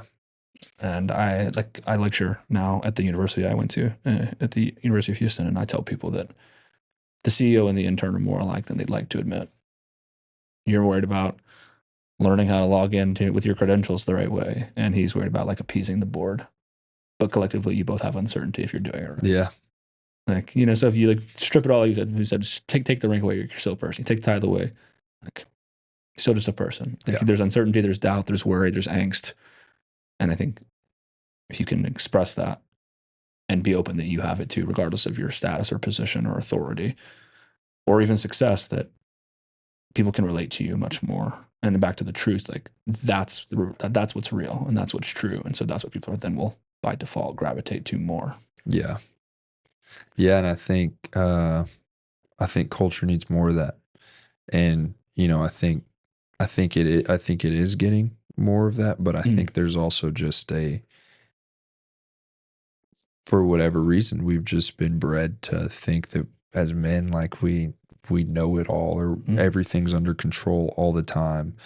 And then I think that continues to foster a culture to the next generation where they have to think that they know it all, or they think, you know what I mean? From the top down, it's like you said, if you've got a leader that expresses vulnerability, then me as like a subordinate, I'm like, wow, that's okay. So I'm not alone, right? Yeah. What I'm thinking. So then I want to lead the same way that he does, and then so on and so forth. Yep. And I think culture, just has it twisted for whatever reason. Yeah, I think like we've placed again, like unintentionally, we've led ourselves to the wrong thing and started valuing the wrong aspects. It's like that open door policy doesn't feel so open door if you're genuinely not going to listen, or if there's genuinely not space for a real conversation to occur. Yeah, and I think like anything, if you, I remember it was a very senior NCO or senior officer that I heard in when I was in the Army. We came back from a deployment, and he said, if you can't wear your failures with the same pride you wear your successes, you're not a leader. And I was like, fuck, that's deep. Yeah. And I don't know if I didn't know the dude. He was just some either super high like colonel up or sergeant major that was yapping, but I stepped away with that, you know, and not to diminish them, but I was impacted by that. You know, I thought like, wow, like if I can't wear the like I fucked it up, I was wrong with the same pride and joy and fulfillment of I was right, I won, we did it, then like how can I really, you know, feel confident in my ability to lead and to guide people? Yeah. Because again, more of the humanizing aspect of it is like, because it's not reality that you always know. It's more times than not you don't, and that you're uncertain, and that you are confused, and that you're doubtful, and so it's like lead with that, you know, not to win more votes or be more popular, but just because it's the truth. Yeah. And no matter how good you are at something or how many times you've gotten it right, like there's still some doubt that like, well, like I think this is it, but like, you know, based on my history and what I've done and what I know, like I think this is the best path, but like, we'll see. We're gonna learn. Yeah, and if not, yeah, we're just gonna learn. Yeah, and so we'll be that much more ready for it next time. Yeah, when the next potential scenario like this occurs, we'll know what not to do. Yeah, yeah. Undervalued skill, vulnerability for sure, especially like I said with men. Absolutely. Like, even if it's just in these conversations like that you and I are having, the ability to be like, especially with people you're close to, like, hey, like I'm struggling, or hey, I'm not doing the best, right? Even if it's from something like that's cliche like that with men, or for also the ability on, like I said, on the leadership side to be like, hey, like, you guys tell me what you think I should do. You know, one of those honest feedbacks where it's like, hey, you're kind of a dick. Yeah. You know, like, can you actually tell someone that? You know, so hopefully we're generating more collective as a culture, the idea to lean more into that. Yeah. So between balancing all the things that you do between National Guard, a relationship, music pursuits, your faith, all being kind of demanding in their own unique ways, how do you balance these parts of your life without losing sight of who you are? Well, now you got me thinking, because you were talking about balance earlier, where you're like, I'm like, it's a trick question. No, I mean, I think it's just, I find interest in like what, I'll be more elaborative on it after you, because I don't want to impede you. I want to hear like what you genuinely think to that. But well, dude, I would say I'm still learning. Yeah. I have failed in this area, Mm-hmm. you know? Yeah. In terms of like, and it's been unfortunate where maybe I'll give like too much effort into one thing, and then it's like I'm sacrificing, for example, it could be like too much effort into a gig that I've got coming up. Mm-hmm. And in turn, it's like I'm less intentional with my girlfriend or whatever it is. And then it's like, you know, something's got to give. And obviously the gig, like there's going to be more gigs. Everything's going to be okay with the gig. You know, even if we have to kick everybody, or like the whole band doesn't play and I can play by myself, I can rip a 2-hour gig. Yeah. But like, you know, my girlfriend, Kate, you know, I love her a lot. And that to me is valued way more than music. And so, to answer your question, man, I am still learning. I wake up super early because like I go to the gym in the morning before work. I work 8 to 5, and then as soon as I'm done, you know, I live like an hour and a half away from work. Out in the middle of nowhere. Yeah, dude, in the boonies. And so I drive home. By the time I get home, it's like 6:30 or 7, and then I cook dinner. I eat dinner around 8. You know, I'm trying to run more, so if you know that would be my time to like go run a baby mile or something, and then go to bed and then do it again, and then I wake up, you know, 4:30 in the morning again, and it's just I'm like constantly busy, but I'm learning. I'm trying to learn. You know, I think, like I said, there's certain things that, you know, you might be stuck in a situation where something's got to give, and I try and just look at those things and look at what weighs more in terms of value. Yeah. And that's where I try and focus my effort. If there is some sort of conflicting, you know, timeline scheduling or whatever it is, I try and plan things out to where there isn't, you know, but obviously it doesn't work all the time. So we all become victim to life happening. Yeah, exactly. You know? And we all, and how's the only way to know you've taken on too much is, well, you take on too much. Yeah, you figure it out. You know, you figure it out. And me and Michael talked about this last week, and you made me think of it in this scenario where you presented the idea of like, I'm just learning, and I think what we discuss is that people don't often consider like the long-term costs to things, right? So if you ask someone, would you rather pay $2 a day for 100 days or pay $100 right now? Yeah. Some people are going to say $2 a day for 100 days. And it's like, well, what you've paid out in the total sum, like is greater, right? And maybe that's for a reason. Maybe you don't have $100 right now. So that's the only way you can actually get through it. Mm-hmm. Sure. But it's like, then be mindful that you're going to pay twice as much, right? Yep. And so I think like, again, that's a very like monetary exchange of that. But in the correlation to what you said is like time with people I care about. And it's like, is there going to be another chance for another gig, or is this like event with my girlfriend really that important? Or inversely, is it the flip, right? Yeah. Like, is it like, hey, this is like, it's a casual Wednesday or whatever. It's like, I've really wanted to play here for a long time. We finally got this chance. Yeah, like absolutely. there's that's why It's situational. Yeah, it is so situational. And that's why I think that the thing of balance isn't real. Because again, there's times where it's not going to be optimal, where you're going to drive to Houston after studying all night and to be there with your mom. And then you're not going to get a whole lot of sleep, and you're going to be looking at the same page of notes for fucking 30 or 40 times because you're just trying to learn it because you have a test at the end of the week. But you're also trying to be present for your family. People are like, so you should sleep more. Like, no fucking shit, thanks. Yeah. Like maybe you should make sure like you got some time in your life. Like, I'm fucking trying, all right? Yeah. And so it's like when people utter the word balance to me, I'm like, I just think it's a never ending hierarchy of what's important right then, to then also mindfulness to somewhat of my future and what I care about, combined with life just happening and being able to like shuffle the deck and play the cards the best way you can. Like sometimes you just got a shitty hand, but you still have to play and it doesn't matter. And so when people are like, oh, but balance, like, oh, if I had an extra ace right now, like, yeah, I'm sure, yeah, it would be great, but you don't. So how are you going to play what you have? You know, because there's still things that have to happen. Like life is still going to continue to go on. Time is still ticking. Like you still have the choices to make. Like there's still things that have to be done. Yep. And so to say like, oh, well, balance. Yeah, I guess. Like, yeah, if you've missed like the last 7 events with your significant other, like maybe it's time to like, again, understand that there's maybe a communication established of how long the specific task of whatever you're pursuing may have taken. Maybe it's taken a little longer. Like again, just like reevaluating and re-articulating those expectations between one another. But it's like if it's 3 years of like, you weren't as present as you wanted in your relationship, but it gave you the stability for the rest of your life. That seems like a trade a lot of people would make, right?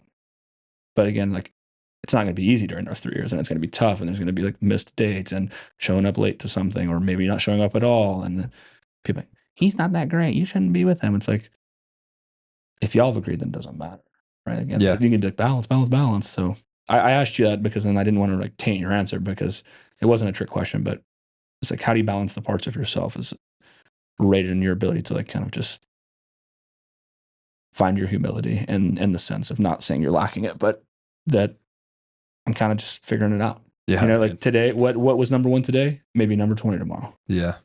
And the ability that like I say success is made in the fact that you can just be consistent, and consistency isn't always that like things are optimal, right? If I can make a song in a bathroom because I really want to make it, or like I really feel like I'm ready to do it right now. Here's the opportunity. Let's do it. Then great. And that's what you do, right? If it takes you all night to do it, then that's what it is. Versus like maybe in 3 years, it's like, oh yeah, I'll go to the studio. Cool. Like, but if you weren't willing to do it in the bathroom, then you're not gonna be able to do it in the studio later. Yeah. Right. And so the ultimate wins and the best successes are made up in just the ability to continue to play the game. Right. We've twisted, to me, and it's something I've said a lot, so people probably hate it by now, but it's just food for thought for you, because we haven't got to chat. So maybe you've never heard this idea, but I think a lot of people they look at life like a finite game, like a game of baseball, right? You like win or lose, like, oh, we won 8-5 or whatever. It's like, no, that's not actually it, because really the game of life is to be able to keep playing. And if you look at everything in your life, and I'll preface that with, no one cares that you were married. They care if you still are. No one cares if you were healthy. Are you still in shape? No one cares if you had a business. Are you still in business? So we've already ruled out that you can't win. The real winning is continuing to play all of these games. And so some people get wrapped up in the fight, like, oh, I have to like make this amount of money. It's like, yeah, great, but do you still have a business that's still working? oh, I have to get this like great girl. It's like, but are you still in a good relationship? Are you still married? You know? Yeah. And so to give that to anyone is relating to success and winning and whatever that is the real wins are made up in the ability to continue to play the game. So you really can't win. Yeah. Like you said earlier, like we're already playing the riskiest game. We're all gonna die.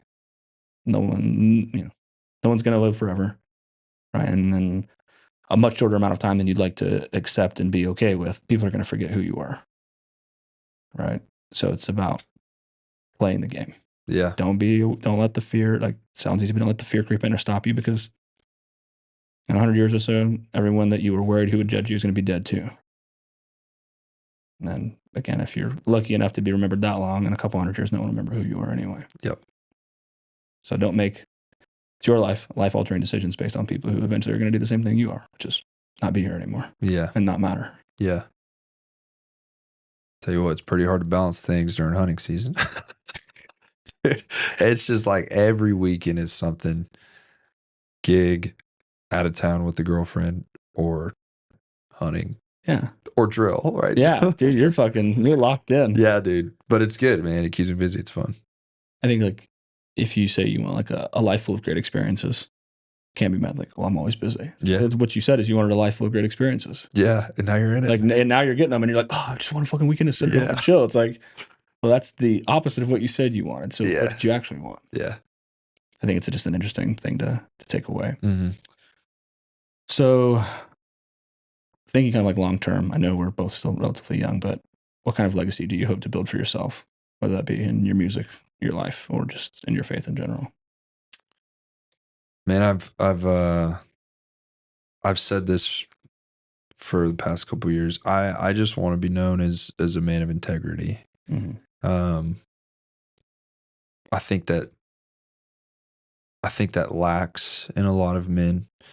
And I have not always been, I've not always had integrity, and I still don't, right? I'm not perfect. Yeah. But I've learned from my mistakes of not being, if I say I'm going to do something, right, I want to do it. If I say I'm going to finish something, I want to finish it. Mm-hmm. If I say that I am a certain way, I want to be that certain way. Yeah. Don't just say it to say it. Yeah. And I've not always like valued that or cared for that. And I've learned from the mistakes that, or from the inevitable consequences that have come from not living a life of integrity. And I've also, on the opposite side, I've seen, the fruit, like the rewarding side of living a life of integrity. And that is what, if I could be known for anything, that's what I would want to be known for. That's what I want, my kids, hopefully one day, to think of me, that their father was, a man of integrity. Yeah. Their kids, that their grandfather was a man of integrity, so that, it can hopefully have this generational bleed into my children, to where they are, men and women of integrity, and their kids, and so on and so forth. Yeah. I just think, like I said, it's lacking in culture amongst men, specifically. And that, when we're talking about like leaders, that's something that I look for a lot in the leaders. Like, does he say what does he do what he says he's going to do? Is he really who he says that he is? Is he committed to his word? Does he have integrity? Yeah. Does he do the right thing? Right. And so, that's kind of what I'd hope for, legacy wise. Oh, delayed pause there. My bad. I was thirsty. No, man, I completely agree with it. I think I can relate to that on more counts than I'd like to admit. It's something I've talked extensively with my therapist on. I think it's like, be a man of your word. I think that's a huge thing for me on like respect and exchanging respect. I think for men, that's like the highest form of transaction, right? Yeah. If I respect you, then like you said, because maybe there's tied to that integrity, or being a man of your word, doing the things you say you're going to do. I look at it like what can ruin any relationship with other men for me is a lack of that. If you said you're going to go to the gym, you're going to do these things, like I expect to see that behavior from you, right? If not, then it calls into question other things you say, and I begin to find doubt in your words collectively, because I'm like, well, if you could not do it there, what other areas could you not do it in? Yep. So I think it's an interesting cultural thing that whereas I think it's because maybe we've mitigated some consequences for that. right? That there's not really as much of a, maybe we're a little more soft or a little more relaxed. I mean, not saying we need to like run with an iron fist, but there's a benefit to accountability, especially in the perhaps to wrongdoing. Okay, you were wrong. You didn't get that right. You said you were going to do these things and you didn't. There's a consequence for that. I'm not saying we should be the ones to decide what that consequence is, but if culturally we say, "Oh, there's no consequences for anything," it's like, that's not the reality you want either. Yeah, it's just kind of accepted. Yeah. Almost. Like, oh, you'll get them next time, dude. Yeah. And again, I'm not saying we should take that upon ourselves because like who are we? We're just man. We're just men. I'm not fit to dole out the consequences for anyone. But I think they're facing consequences that I don't get to see. And that's kind of like the faith you have to hold is that, you know, your inability to live by your words that you say has an impact that you can't even understand. Yeah. It's much more profound than that. And so it's like, I almost just feel bad for people in that way. Like, it's almost just like, I genuinely, like, you have no idea how detrimental this is to every aspect of your life. So, you know, I align with that too. And I can say that there was a long time where I didn't do the things I said I was going to do. I said, I'm going to go to the gym. I said, I'm going to go for this run, or I'm going to like start trying harder with this. And I didn't. And now I have to live with wondering what could it have been like if I had done the things I said I would do. Yeah. But I then also, like you said, I have the proof and the fruit now to say, like, well, the times I've kept my word, I've done the things I said I was going to do. I know what it's gotten me, right? From an ability to trust myself, ability to like be seen as reliable and dependable to others, to the skills and confidence, whatever it may be that I've gained from just doing that, from doing what I said I was going to do. And I think a lot of people who say they struggle with self-confidence, it's because they don't believe the lies they tell themselves. Oh, I'm going to go to the gym today. It's like, yeah, but you know you're not. Yeah. And you know it's just talk. Yeah. I'm going to start getting serious about my health, or I'm going to like really take school serious, or I need to like personal work. Like, I need to start, become a little bit more honest, a little bit more like focused on my life. Like, oh, yeah, okay. Like, why do I struggle with self-confidence? It's like, who are you with more than anyone else? Yourself. So if you can't believe the words you tell yourself, it doesn't matter what anyone else tells you. And like, again, I can own that and be accountable for that from a real life standpoint of where I look at the times I was the least confident in my life, and it was when I was the most far off on, I didn't, there was a misalignment between the words I said and the actions that I took. And I corrected that. Wow, all this mass flow of self-confidence became, because I knew I was going to do what I said. Yeah. So, oh man, I love that. Truly be a man of integrity. It's not nothing, or a woman, just being a person of integrity has value. All right, man. 2 more heavy ones for you. And then I'll let you go. It's something that I often think a lot about myself. So I wanted to ask someone, and selfishly, you're one of the few people I can ask this to. If you could talk to your parents today, what would you say to them? Man, I would thank them both. I'd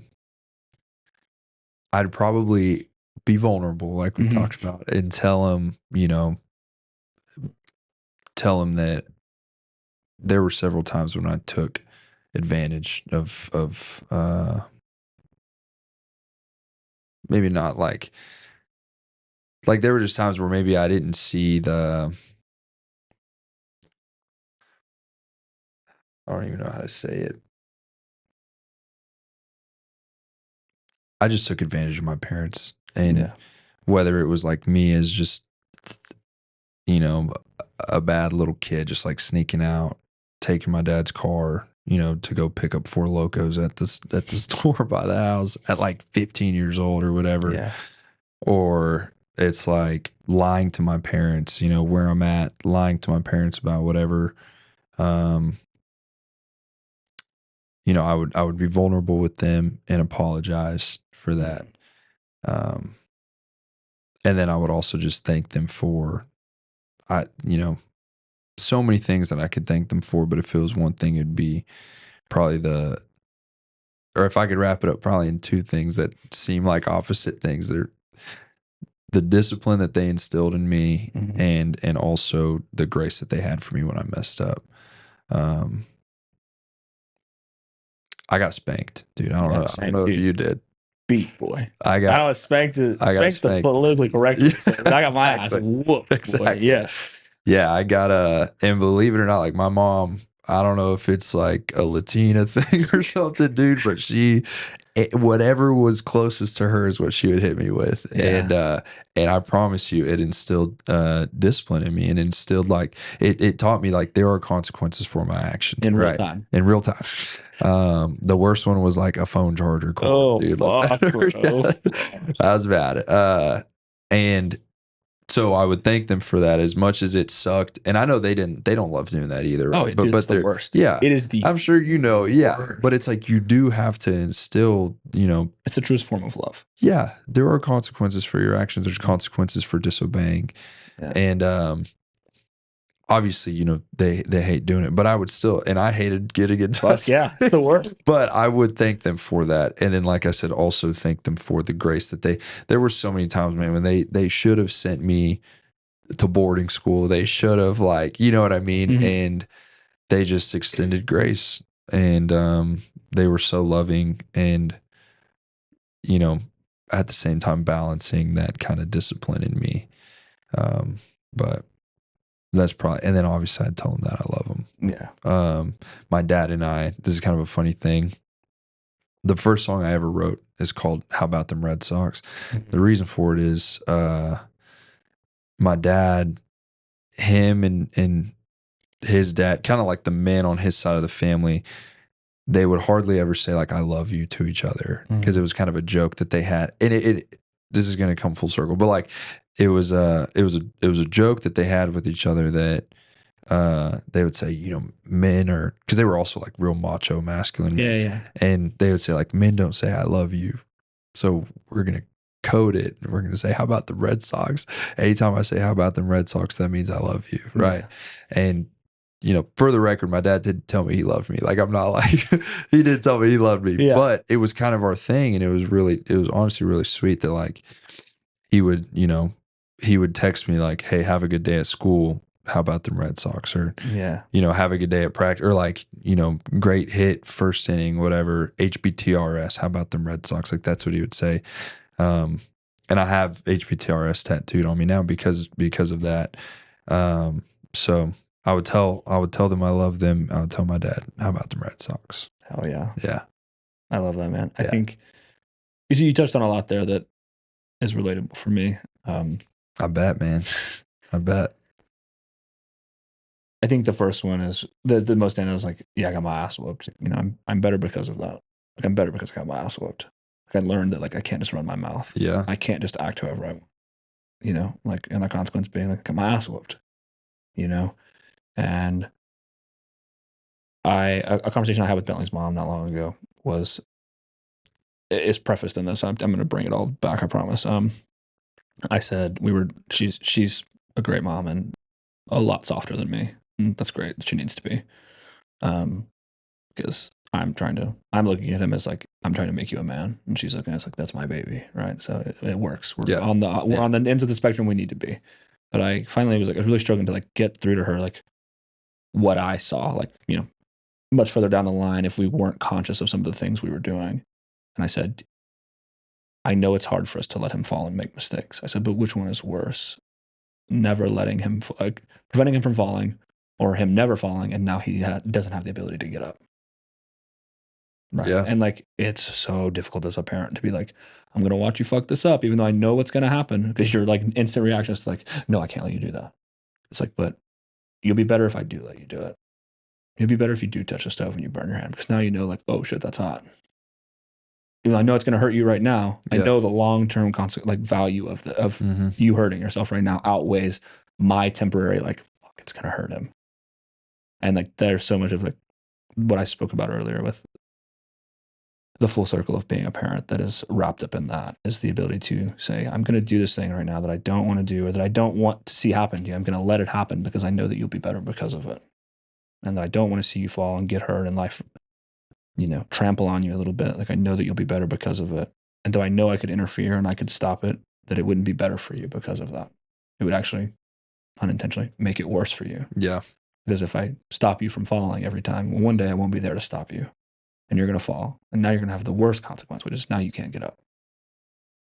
And so I think, what you said there, like, thank you for like always the discipline and being hard on me, maybe more than I thought was fair at the time or unnecessary. And, It's all about perspective. it is, but it really is. Because I haven't thought about it like, maybe I have subconsciously, but like I'm like, dang, dude, like that is deep as like a parent, right? Because I can understand how your knee jerk reaction is to grab his hand from touching the stove or whatever, and it's like, no, this is bad, but like, there's some things they have to just like they have to experience it, And then the other portion for me is I've often thought like what I would, as a man now and like missing out on my dad. My dad, died when I was 18, just turned 19. So a little bit older than you, but not much. Still definitely didn't know what the fuck I was doing with life. And Bentley was 5 months old. So just become a father myself. As like my idea, my model of how I'm supposed to play this out is now gone. And so it's like, what the fuck am I gonna do? And so for me, it's always, I've jokingly said, like, I'd probably punch him in his chest first. Is out of like anger and spite. Yeah. Like, you fucking left me here with this shit. Yeah. But then there'd be just so much vulnerability. Me and my dad were, luckily I was very blessed to have such like a vulnerable relationship with him.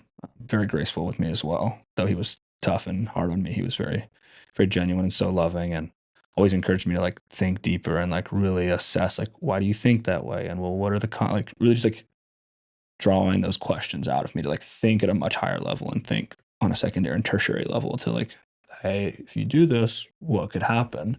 And again, it was just such a great man and allowed me to be very vulnerable with him. So I would now, in the work I've had to do to improve that skill holistically with other individuals, would enjoy being able to see how much deeper of a conversation I could have with him. And I would thank him immensely for all the times he was mean to me and I thought he was an asshole and too hard on me, because it made me and gave me the ability to navigate the things that I have navigated since then. And I would just tell him that I love him. That he still sucks for leaving me here to figure it all out. But I know that in a weird way now I can come to terms that he'd already given me everything I needed. I just didn't think didn't think then that I had it. But I find the more times I've gone through a scenario with Bentley or encountered a challenge in my life that I'm often like advising myself as if it's coming from him. Yeah. Because I'm pulling from the memories of the stories or insight he'd given me previously. And so at 19, you couldn't have convinced me I could have figured it out. I now can look back on enough scenarios and go like, nah, he'd already given me everything I needed. Yeah. So to tie it all back to the like questioning of timing and God's plan and all those puzzle pieces falling into place, it's like just a young dumb kid who didn't know anything trying to see the whole picture without the right pair of glasses per se. Yeah. And with time I've gained an ability and a perspective to see a lot more. Last one. For those wrestling with their faith, grief, or purpose, what words of hope or advice would you share on staying true to oneself in times of challenge?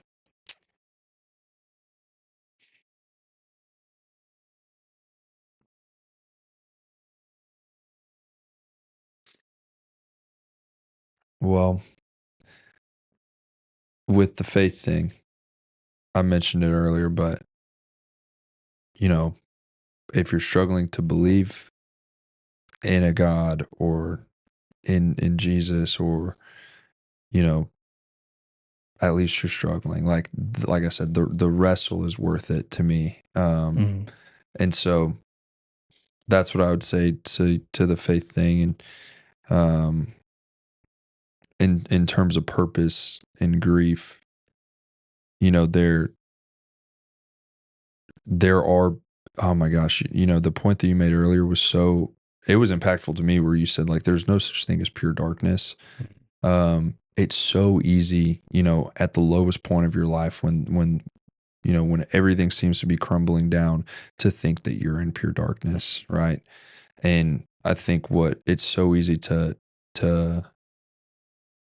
not see that like there are other people that care about you, that are kind of those little glimmers of light, little glimmers of hope, even in the midst of that, quote unquote, what you might think is pure darkness. Yeah, there are people that have gone through what you're going through, or have maybe something similar, that are able to relate to you. And even if they haven't, that love you so much, that are willing to let you talk to them and be vulnerable with them and listen to them.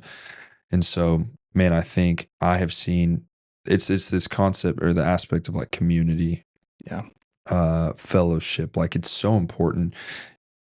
That word fellowship, to me, like my mind goes to like Christianity and stuff, but take religion out of it, take spirituality out of it. Like, we were made for connection. Like, we were made for one another. And in those moments where you feel like you have no purpose, or you feel like you're in that pure and utter darkness, the last thing you want to do is to like seek connection. Yeah. But in those moments, that's probably the best thing you can do.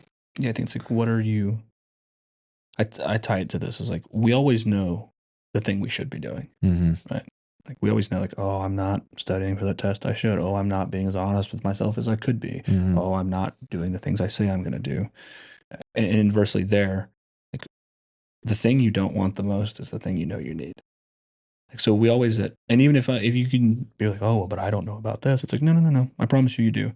Even if you don't understand health, you can always like, hey, if I drink more water and maybe got out for a walk and went to the gym every once in a while, I'd be healthier than I am now. Yeah. So it's like, even if you don't know shit about like rep range or how to lift right, like, you can know what I'm doing now isn't optimal. And if I altered that behavior to the other direction in this format, I could have a better life. Yeah. So even on things that you don't even necessarily know to a granular level, you know what a more optimal, better state could be. So similarly, it's when you're in a point of suffering and you hate it, it's you are the thing causing yourself some of the pain. Right? Like, yes, the scenario that life has given you maybe isn't very great. But if you are at the same time whipping yourself endlessly, then it's really not just the thing that life's giving you. Yeah. Like, you are also the correlation to the pain that you're feeling. Like we said earlier, like, that's where I think the true freeing and ability to like let a lot of it go is when you realize that like you're as much of a contributor, maybe even more, depending on how long it's been, to the pain and suffering that you're enduring. Yeah. And realizing that, well, if I just stop beating myself down, it won't be so shitty. Yeah. Like, the situation's already hard enough. I don't need to make it any worse.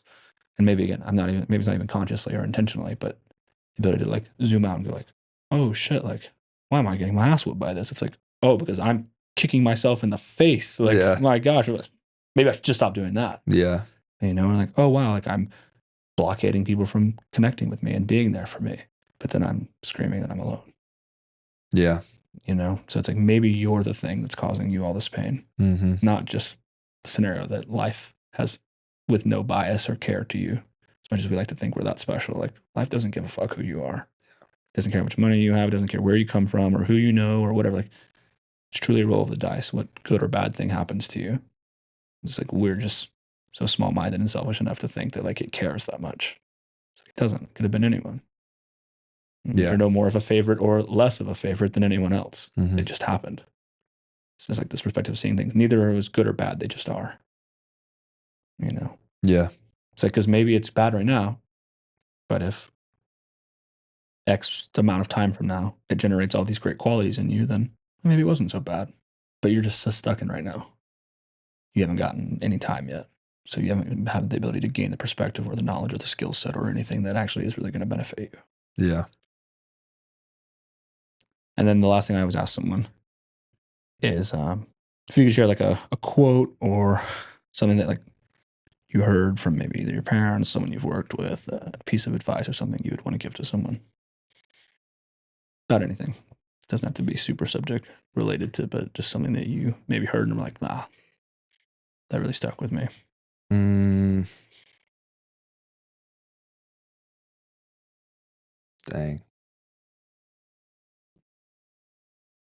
I don't know why my mind went like, it's like a stupid, you heard the quote that's like, don't sweat the petty stuff and don't pet the sweaty stuff. Yeah, So stupid.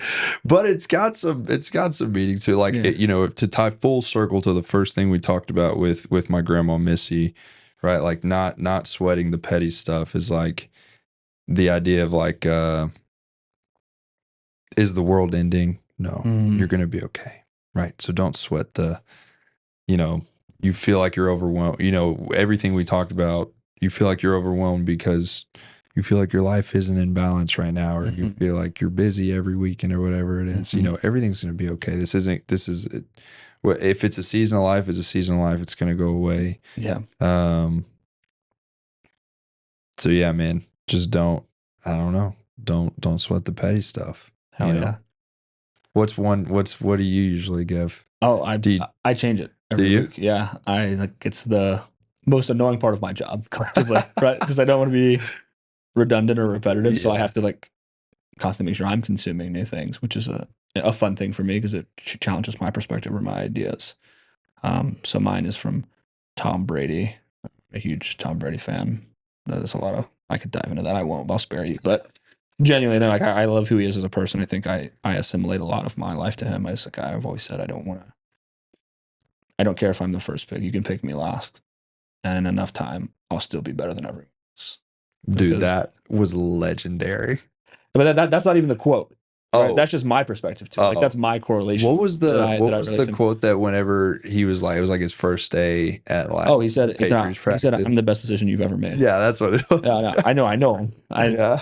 And I think it's just like, because I meant to tell you this earlier too. And so it faded me. I'm not going to not do the quote. I'm going to do the quote, but it's like the world belongs to optimists. And so, because you have to believe it can happen. So for that, whether it be music or with a relationship or with a certain level of success you're pursuing, it's like a lot of people say like, oh, like, you know, optimist, you know, like it's better to be a realist or whatever. It's like, but the world belongs to the optimists because they believe it can happen before anyone else does. So when it finally does happen, it's like it never would have happened if they didn't initially think it could.